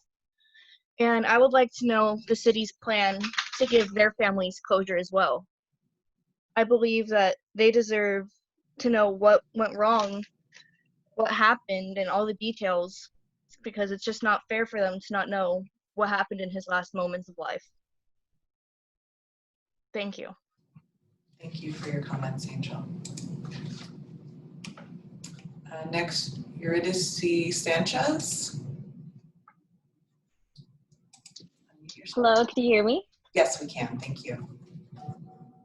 Hello, everyone. My name is Eurydice Pamela Sanchez Martinez, and I'm the president for Associated Students Incorporated at Cal State East Bay. As you all know, police brutality has been awfully real in our lives. I'm originally from San Diego, living 10 minutes from the La Mesa riots. During the school year, I live in Hayward, 10 minutes from City Hall. Luckily, I live in the dorms, which, although it is in Hayward, it feels like its own little town up the hill. Thankfully, our university police department has been respectful of our community, but I fear that not every student has that kind of relationship with their police department.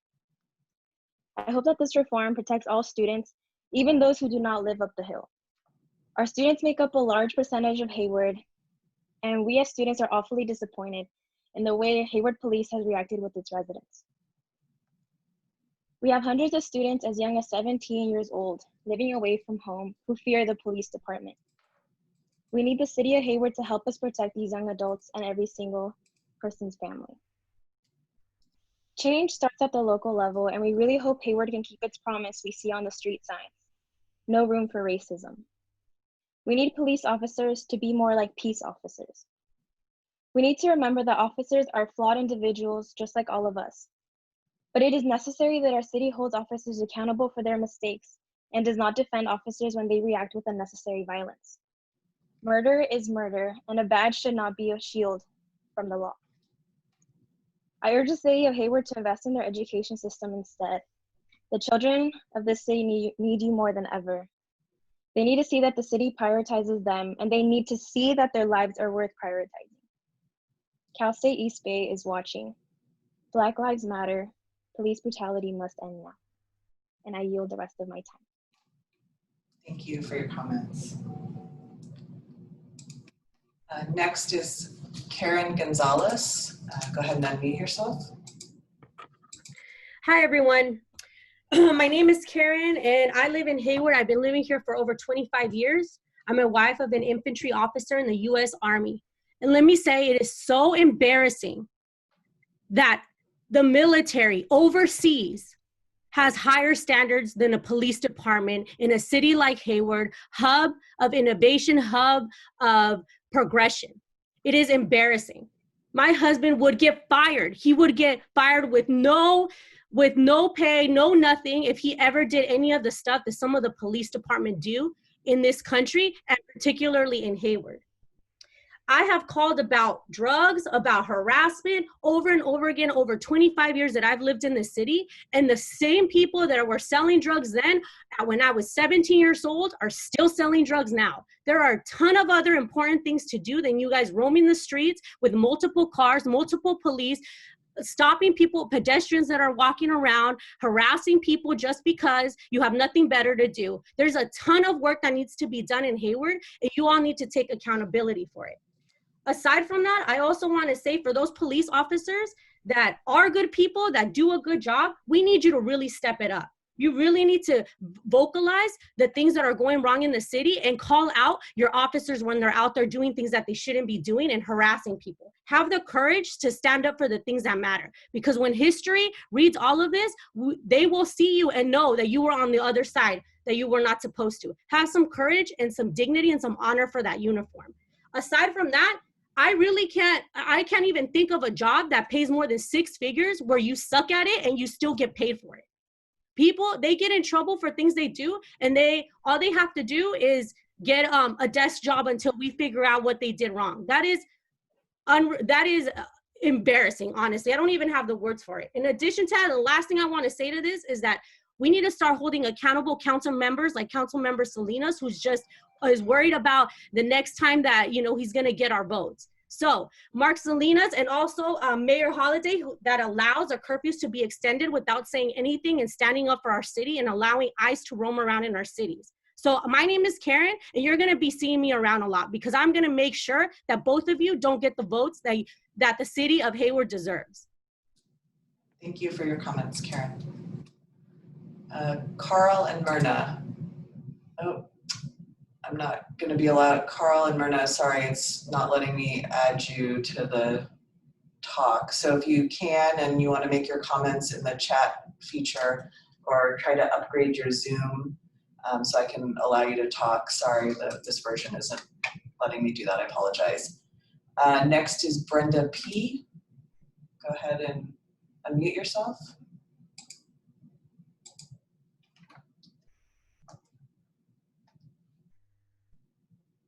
Sorry, can you hear me now? Yes, we can hear you. Okay. I'm a third-generation citizen of Hayward. I was always proud to be from Hayward, but lately I am so disappointed in what I'm seeing. The Hayward Police Department released a statement on June 1st saying a person was shot. From the context, you make it sound like he was a looter, but he was not. I had to find out from Twitter and the GoFundMe that this young man was just in the wrong place at the wrong time. Your statement says that he was sent to the hospital with minor injuries. And the GoFundMe shows that if he was shot any deeper in the back, because he was shot in the back twice while in his car, that the bullets would have pierced his lungs. This man was a minor. The Hayward police did not notify his mother for 7 hours. I have not seen any information from any official about this. I have emailed the mayor. I have emailed Council Member Wahab. I have messaged the Hayward Police Department and tweeted at them. The Hayward Police Department tweeted 4 separate times about the Santa Cruz sheriff that died, but you can't respond to your own citizens on social media or keep them updated. Things need to change. Black Lives Matter, it's more than a hashtag, and everyone should know that this is going on. I yield my time. Thank you for your comments, Brenda. Next is AJ. Go ahead and unmute yourself. Hello, can you hear me? Yes, we can. Hi, my name is AJ. I'm resident of Hayward, kid in Hayward. I came back, moved back to Hayward, homeowner, registered voter.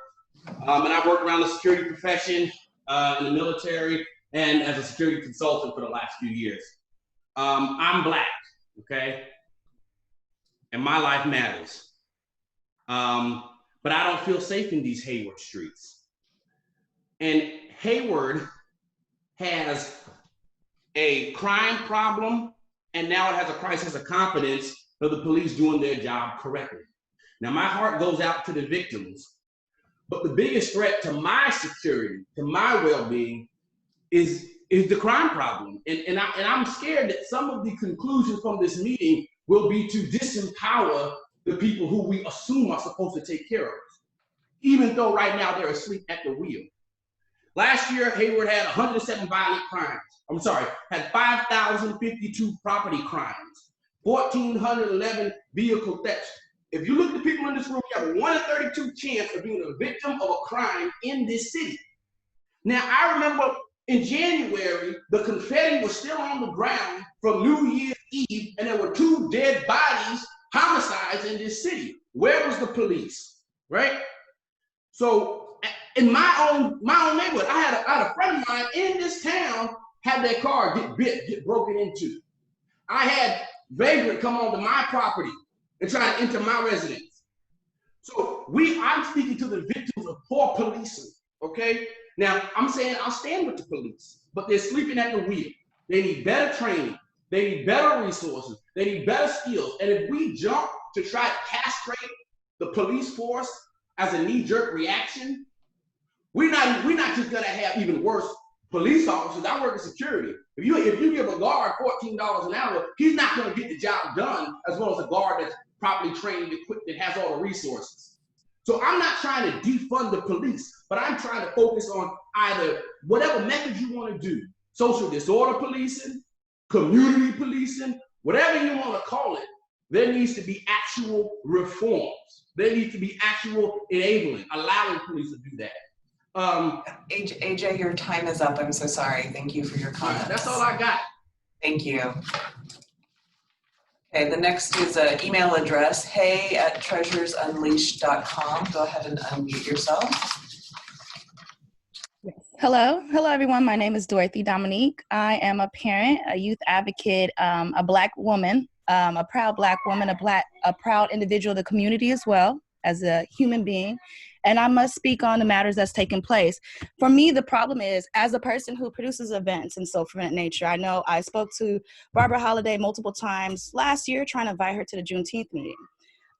She was not present, nor did she ever email or anything of that nature. I just want to know going forth, as I am producing events to unify communities, because right now we do need healing. We need to be, I can't even speak because my heart is like, we need to come together. We need to be present for one another, because right now we're hurting. You know, the Black community is hurting, the brown community is hurting. I mean, we're hurting as people in general, because we have hearts to feel for those who have a heart to feel. And I just want to know that the city of Hayward will be present if there is an event done, and it is more of a Black narrative in that nature. Will you be present to witness and be there to represent the council members, to represent your position in the city, and to showcase that you are present, to showcase that you are there for us as well, because we need that right now. You know, it's not about just seeing you, and I've seen you multiple times, and I think you didn't think that, you know, it would become a moment where it would come a 360 or 180, whatever, where I'm speaking right now, speaking on this matter. But if there's something happening, which will happen, a Pan-African event, I would love for you to be present. I would love for the city council members to try to be present. I would love for funding to be provided so I can go out in the community, do more work for the children, because I'm all about the youth. I'm all about getting them to have confidence in themselves, to see themselves in a different light, not something less than, especially with the Black youth as well. So I just want to know that you will be present in this fight, be present in this moment to make a stance, not just send out an email, but to put the actions as well.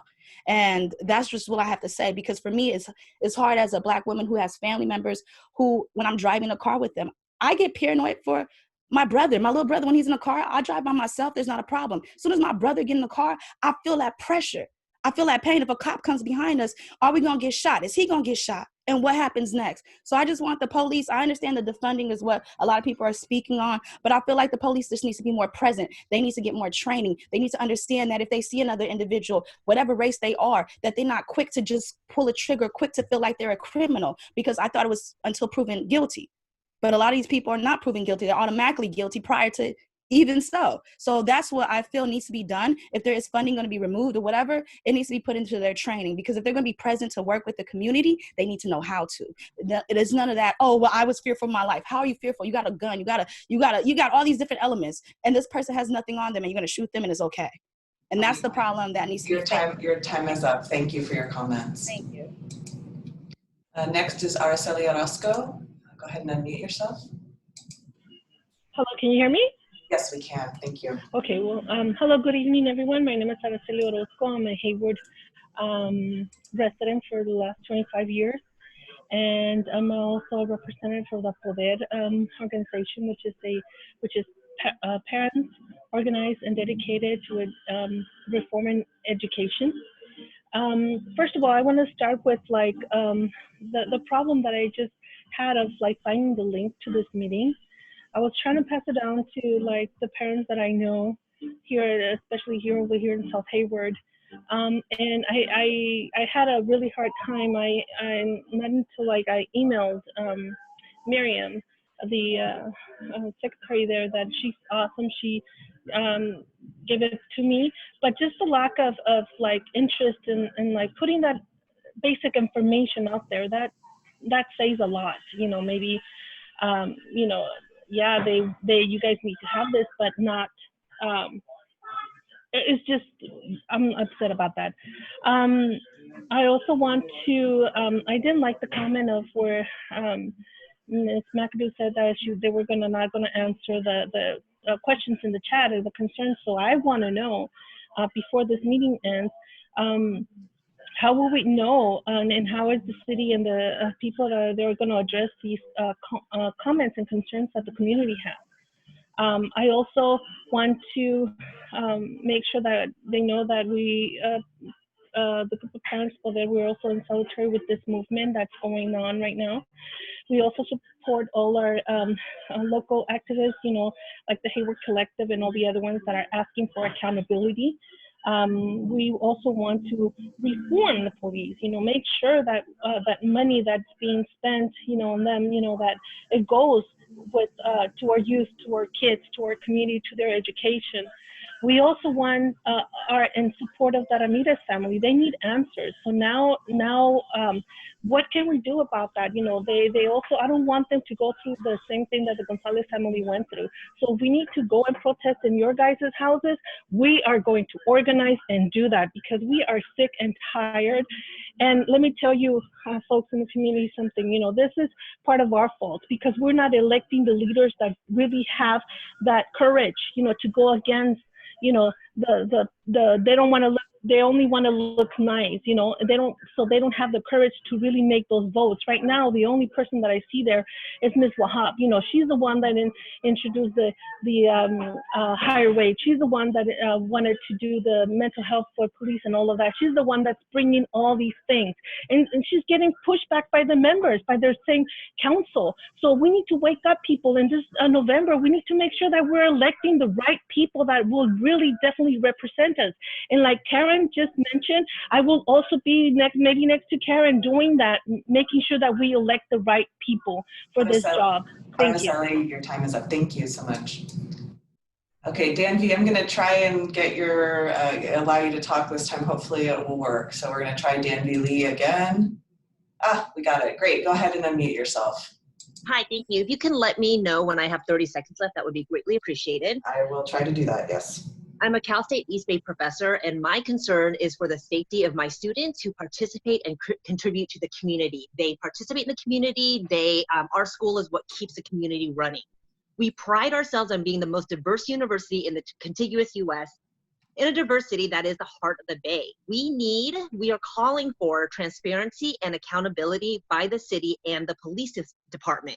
We get footage of one police-related incident within 24 hours, but none of the others. We get our information piecemeal. We've had 3 incidents in 2 weeks, and that is absolutely unacceptable. The timeline for release of information should be done in a timely manner, and timely does not mean 3 weeks later in piecemeal. Why is the Hayward Police Department even using deadly force as an option? I want my students to be able to take evening classes without fear of being targeted.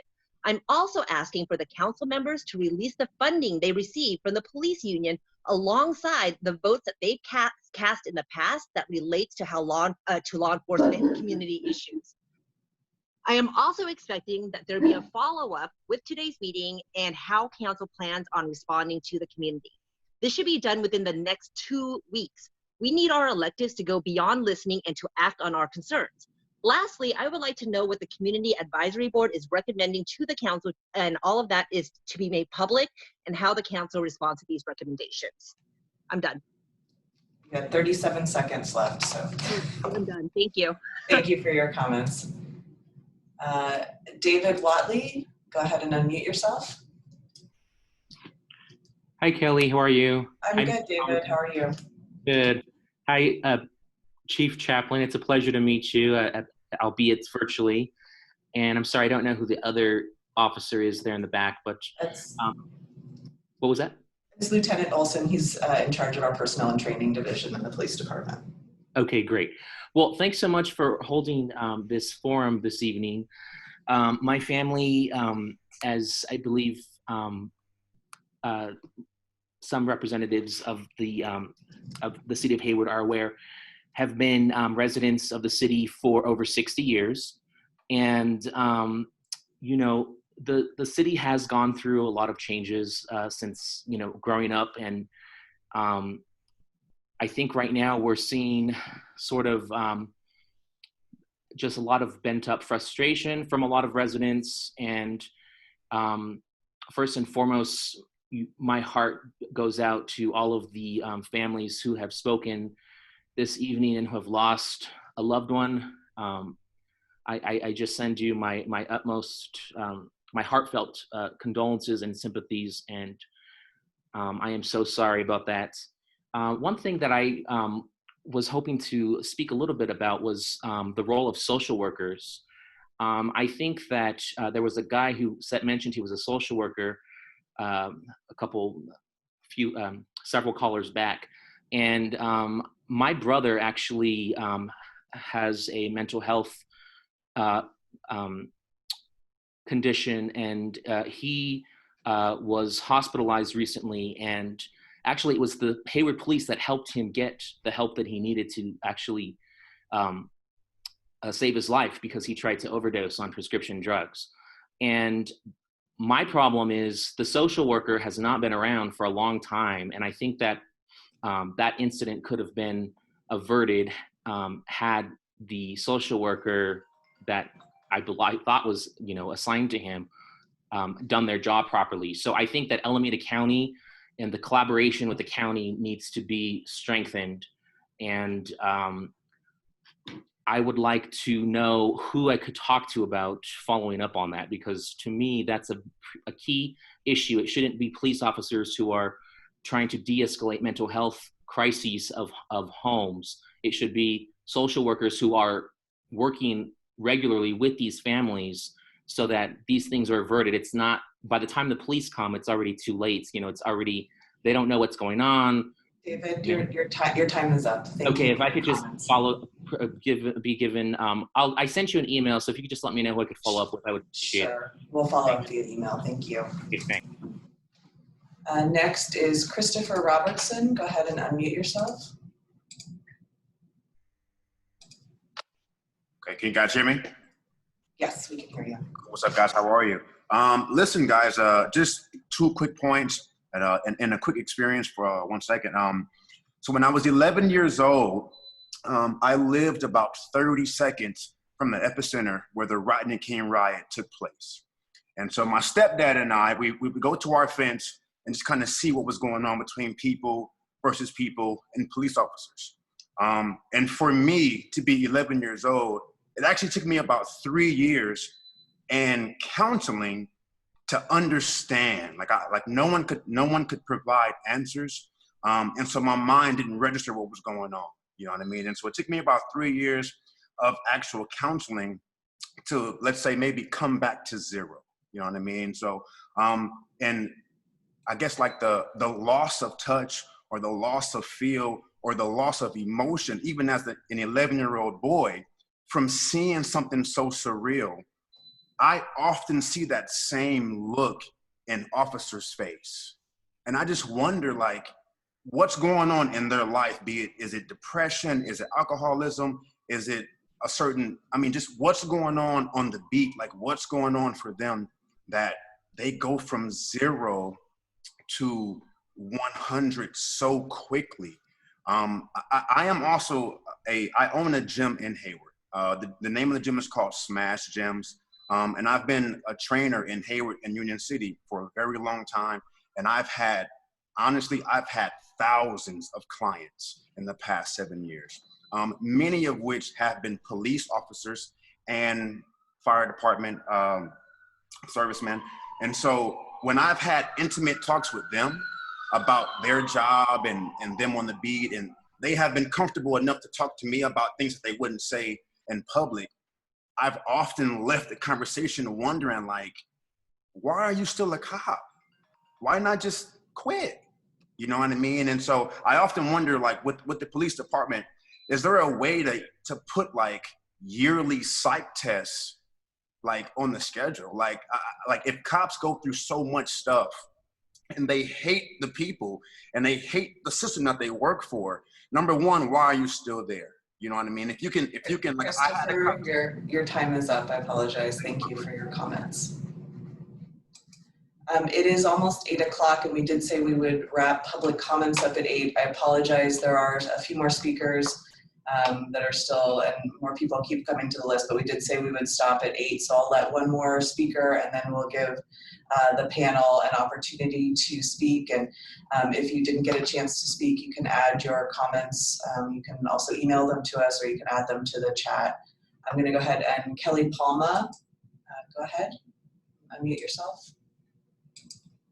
Hi, everyone. My name is Kelly Palma. I'm a teacher from Hayward, and I wanted to speak on a case from one of my friends. His father's name was Roy Nelson Jr. Nelson, who suffered mental health issues, called the police on himself on December 19, 2015. He had just come from a visit to a psychiatric hospital. Roy Nelson Jr. died that night, moments after whimpering and saying he could not breathe. His death was ruled as a result of physical exertion combined with methamphetamine intoxication, according to the court records. There's a body cam footage of the police officers using the rap method on him. The lawyer of this case learned that officers Michelle Hall, Nathaniel Shannon, Matthew McCrea, and John Padova were cleared of any wrongdoing from the department's internal affairs investigators. There hasn't been any policy change or change in the police department. I urge you all to understand that our community deserves justice. We do not have trust in our Hayward Police Department. We need our demands to be heard and followed. And I also want to you to understand that the request to defund the police is only a start. I urge our community to learn about the prison industrial complex and how policing is only the start to the violence that occurs in this system. We need to invest in our schools and our mental health services. If you care about our community, our council members will continue to learn how to dismantle systems that oppress Black and people of color. Thank you. Thank you, Kelly, for your comments. Okay, again, I apologize for those who didn't get an opportunity to speak tonight. I know that the mayor, the chief, and I, and the advisory panel, this is not going to be the only time that we do this kind of community forum, and we look forward to doing it again. So I hope we'll get a chance to do that. I want to go ahead and give each of the community advisory panel members an opportunity, if they choose to share any comments or thoughts as we wrap up the meeting, and to, again, also limit their comments to about 2 to 3 minutes apiece. And we'll go, so if any of the panel members want to raise their hand, I can go ahead and go in order.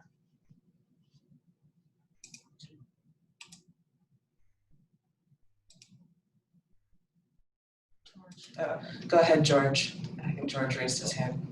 Well, I didn't want to be the first one because there's a lot to absorb here, and unfortunately, in 3 minutes, I don't think I'll be able to articulate and convey how this meeting has is making me feel, and how what responsibility I have to my community right now after listening to 2 hours of emotional and raw discussion. I first off want to say that I'm really proud of Hayward after hearing our residents, after hearing so much pain and anguish, that we responded the last 2 weeks in the way we did. And while there may have been incidents of violence, the city didn't erupt. And after hearing these calls and our fellow community members on, I have to wonder why it didn't. They're tired, and it's a community that needs answers. And you know, my commitment to my fellow community members in this role, I know that we are constrained by what the advisory panel is meant to be, but is to really try to listen and be transparent, and to ensure that I'm conveying that there's some questions that need to be answered, and that we're getting those facts out as quickly as possible. I want to publicly say that I want to send some condolences to the Ramirez family. You know, I don't speak for the Hayward Police Department or for the city of Hayward, but as a human being, I can express condolences for the loss of life. And I think that as we're forgetting our humanity in institutions, you know, in my workplace, we forget our humanity. We're concerned about lawsuits, and we're concerned about how things are said in the media and in the public, that we don't allow ourselves to be human, to say sorry or I feel your pain. And that goes so far. That goes so far in helping people to heal. And you know, my first thought was to say, why don't we have a community liaison to families in situations like this? But why do we even need a community liaison to have a staffer do that when we shouldn't be in these situations? So I want to let everyone know that I was reading comments and taking notes, and I recognize that the movements around 8 Can't Wait and 8 to Abolish, I think those are some really meaningful changes that we should consider. And I don't think that we should just you know, do a study and then in 6 months come back, and when everyone's forgot about it, say, oh, well, you know, this doesn't fit in within the contract or within the vision for the Hayward Police Department. But I do think that these are some meaningful reforms, and they are things that we as a community can embrace. I think the police department will want to embrace this stuff too, because I know that they don't want to be the bad guys. They must be as tired of all this as we are. Powerful reform needs to happen. Trust needs to be built. And I think that this first step was having this meeting. I'm sorry it was in a rush. You know, it happened so rushed, and there was grand divisions for how this commission was going to move forward. But the reality is that this is happening in real time, and we need to create some positive change. And I'm looking forward to working with the rest of the panel. But more importantly, I'm looking forward to hearing from the community, and you know, and forwarding these concerns. There were some very concerning things that were brought up, and some really thoughtful things and some practical solutions. And I don't think that we should just give the community, allow this to just wait on some shelf and some binder as a study. This action can be taken on this. So lots more to say, but not enough time, and I'll let the rest of the panel speak. Thank you. Toney, hold on a second. We have a couple other folks in front of you. Okay, well, I'll call on you in a second, okay? Okay, thank you. Why don't we go to Zachariah? I think you are next.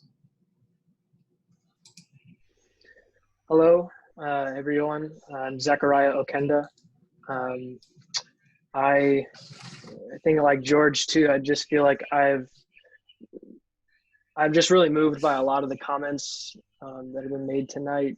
And again, you know, I think that, you know, we can do more as a community to show support for the families affected by police violence. You know, I don't, again, speak for the city of Hayward. I'm a community member. For those of you who don't know what we are up here, panelists, the advisory panel was put together last year to try to get community members, people who care about this issue as much as you, who the callers are on this phone call, to be able to be part of the discussion and to create a linkage between, you know, the rest of the community and what's going on in the city and in these decision-making processes. And, you know, I joined because, you know, I've long believed that we need to change how we do public safety in our country, and I mean, in the city. And so I think, you know, I'm moved by the conversations that we're having, and this is clearly an Overton window shift that we're seeing here, where we can be talking about legitimately how to, you know, what to consider defunding or, you know, demilitarizing, or, you know, all these policies that are coming up that haven't had the light of day, and now there is that sunshine, and, you know, we need to keep up this pressure. So I just stand in solidarity with all of you. Thank you for coming out, you know, and I anticipate that the city is going to digest everything that, you know, has been said in this meeting, and is going to respond. I know some of the comments, people are concerned that there's not been enough back and forth in this meeting and enough hearing what the city is actually going to do. And I think, I think that this is the first step to get the city to, hear, the representation of the concerns that we have. So, I'll leave it there. I think that, we have to keep this up, and we have to keep this discussion going, and we need to act. So, thank you for letting me be here. And again, I stand with all of you right now, excuse me, in these difficult times. So, let's keep up the work. Thank you. Thank you, Zachariah. Sarah, I think you were next. Sarah Prada. Can you hear me? Yes, we can. I just want to thank the families that came on this evening for the courage it took to speak about their loved ones who were lost. And I want to send my love to you. I'm a mother of 3. I care about the children of Hayward. My children are here. And I care about the children that I advocate for in the schools. And I believe that we have to change this today. We have to change it now, because I don't want to see anything happen to those children. So I believe that what we're doing today matters. I do believe that we need to take funding out of, and this is me personally, we need to take funding. There's too much. It's a high percentage. We need to take it out of the police department and put it into education. Because with education, we won't have half of these issues. And I really believe that we need to have more training and more educating of police officers. And we need to have more community.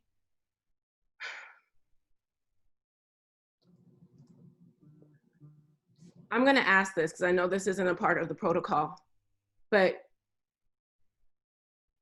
if our mayor could just acknowledge the pain that was expressed tonight on this call, ma'am, I would really appreciate it, because just hearing that mother and that father who spoke, for you to just to sit there and not say anything, please, I'm asking you, please, can you acknowledge them and their courage that it took for them to be on that call? And Chief, please, if you could acknowledge it. Sarah, I have no qualms about acknowledging any of the pain that I've listened to tonight. I've listened intently, and that's my purpose for being here, is to hear these concerns so that I can go back and manage this organization appropriately. And, again, that's why you're sitting here, so that you can also take this feedback and be a sounding board for the community to let us know the comments you read, what you believe from the areas that you're responsible for in your communities, to listen to folks out there, not just on this call. We have 230, 240 people on here. Hayward's got a whole lot more people in it. So we want to hear from everybody. I recognize we also have some YouTube viewers, but that's why we're here tonight. I will never not acknowledge anybody's pain. I don't think I'm surprising anybody by saying I'm African-American myself. I've experienced things myself. I don't turn that off. I've worn this uniform for 30 years, but I've been this color for all 51 that I've been alive. So, I do acknowledge the pain that folks are feeling. And some of the things that we've had to do as an agency to protect and serve doesn't mean that the parents are responsible for that. It doesn't mean that they feel any less for their children that they've lost, for their cousins, uncles, nieces, and nephews. So no, I have absolutely no problem acknowledging that, and I'm doing so right now. So to answer your question, Sarah, yes, I will, and yes, I have. And I want to add that, yes, I have been very upset about the lack of information that we have received about really all 3 of these incidents. And I think that is one of the things we immediately have to change.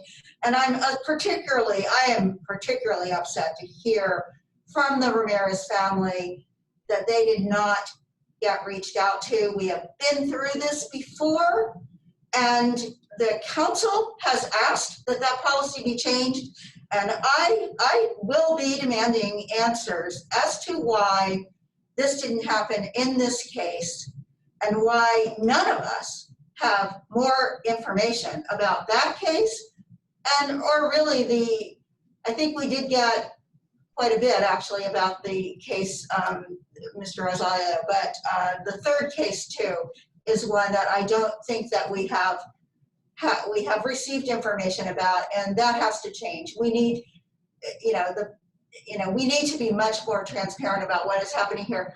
We are told investigations are going on, and we can't release certain information, but I really want to know why that is, and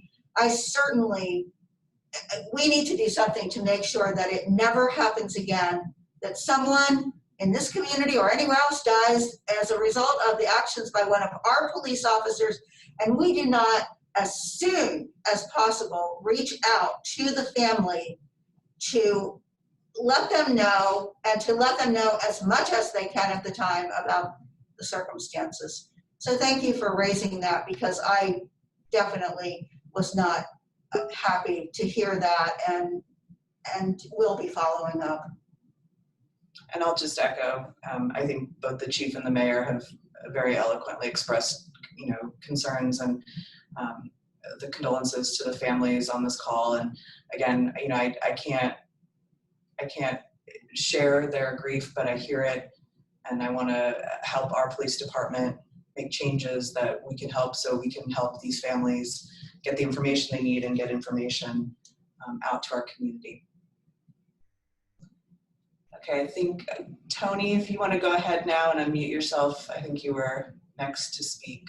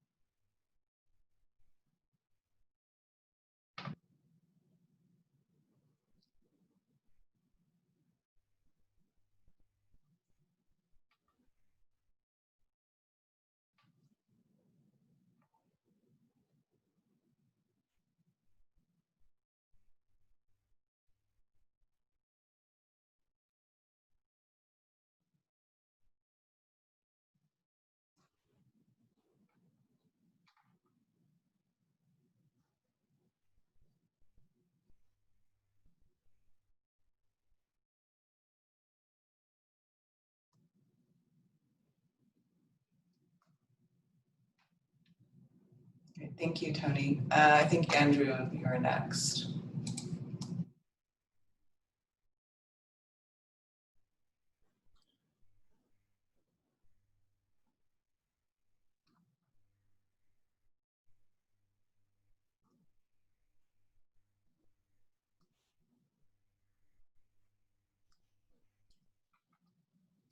Community.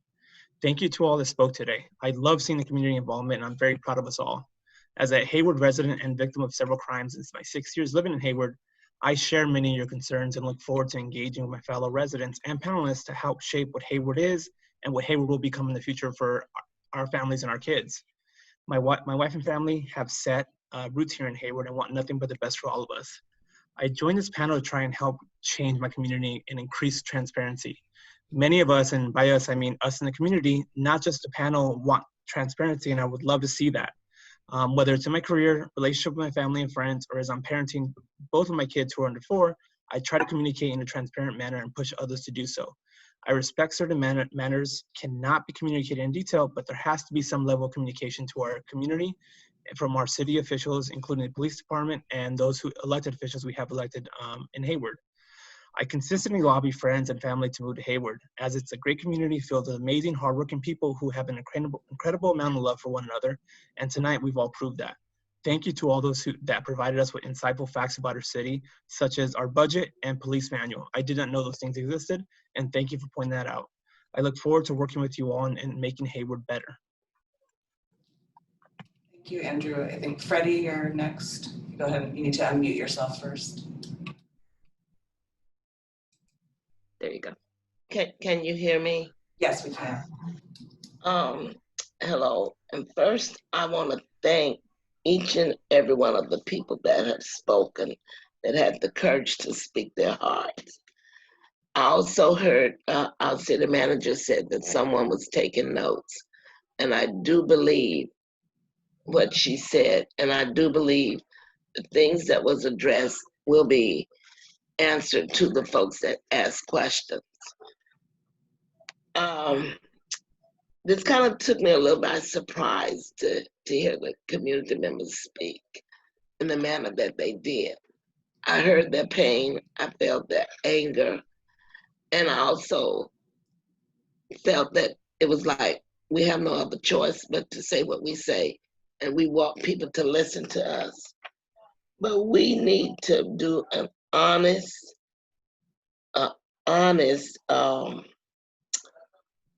we need institutional honesty. And if we had some institutional honesty, we can reshape this community with each other. I'm normally not lost for words, but I'm very, very troubled right now with all the stuff that I've heard. And as NACP president, there's some things that myself, I'm gonna take back and put in place to work with the police chief and the mayor and our city manager and do all that we can do, because Hayward needs to be a really good place for us to live. Thank you. Thank you, Freddie. Last is Shawan, has her hand raised.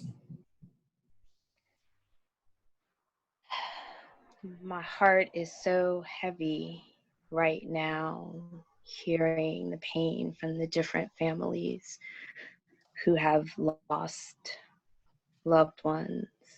And as everything is unfolding in the country, I struggle with what do I do? What do we do? And before what happened in these past weeks, I was thinking about these issues in our community and joined this council with the hope that things could change and that people could be safe, that my 2 sons could be safe. And my desire here is to create a place where I don't have to tell an 8-year-old and a 10-year-old that their lives are in danger. And being a part of this group is a desire to bridge the gap some way, somehow, and to try to make a stand and have a voice that can bring about a space for safety, for healing. And that is my intention in being here. And my hope is that this panel, this group will be a space where that happens and where we will be able to just create the change that we need to see have happen. So my deepest condolences to the families who have lost loved ones, and I'm expressing my intention and commitment to helping to bring about the change that we really do need. And thank you all for sharing today.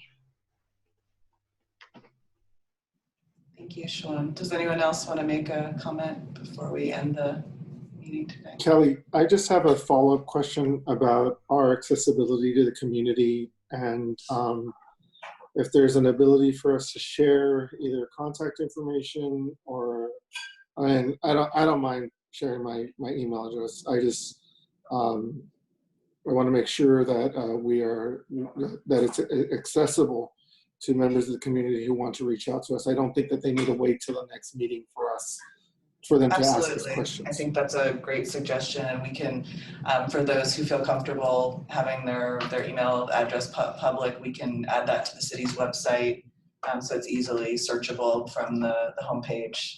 When you search police community advisory panel, it goes straight to a page where hopefully you guys people can find your contact information.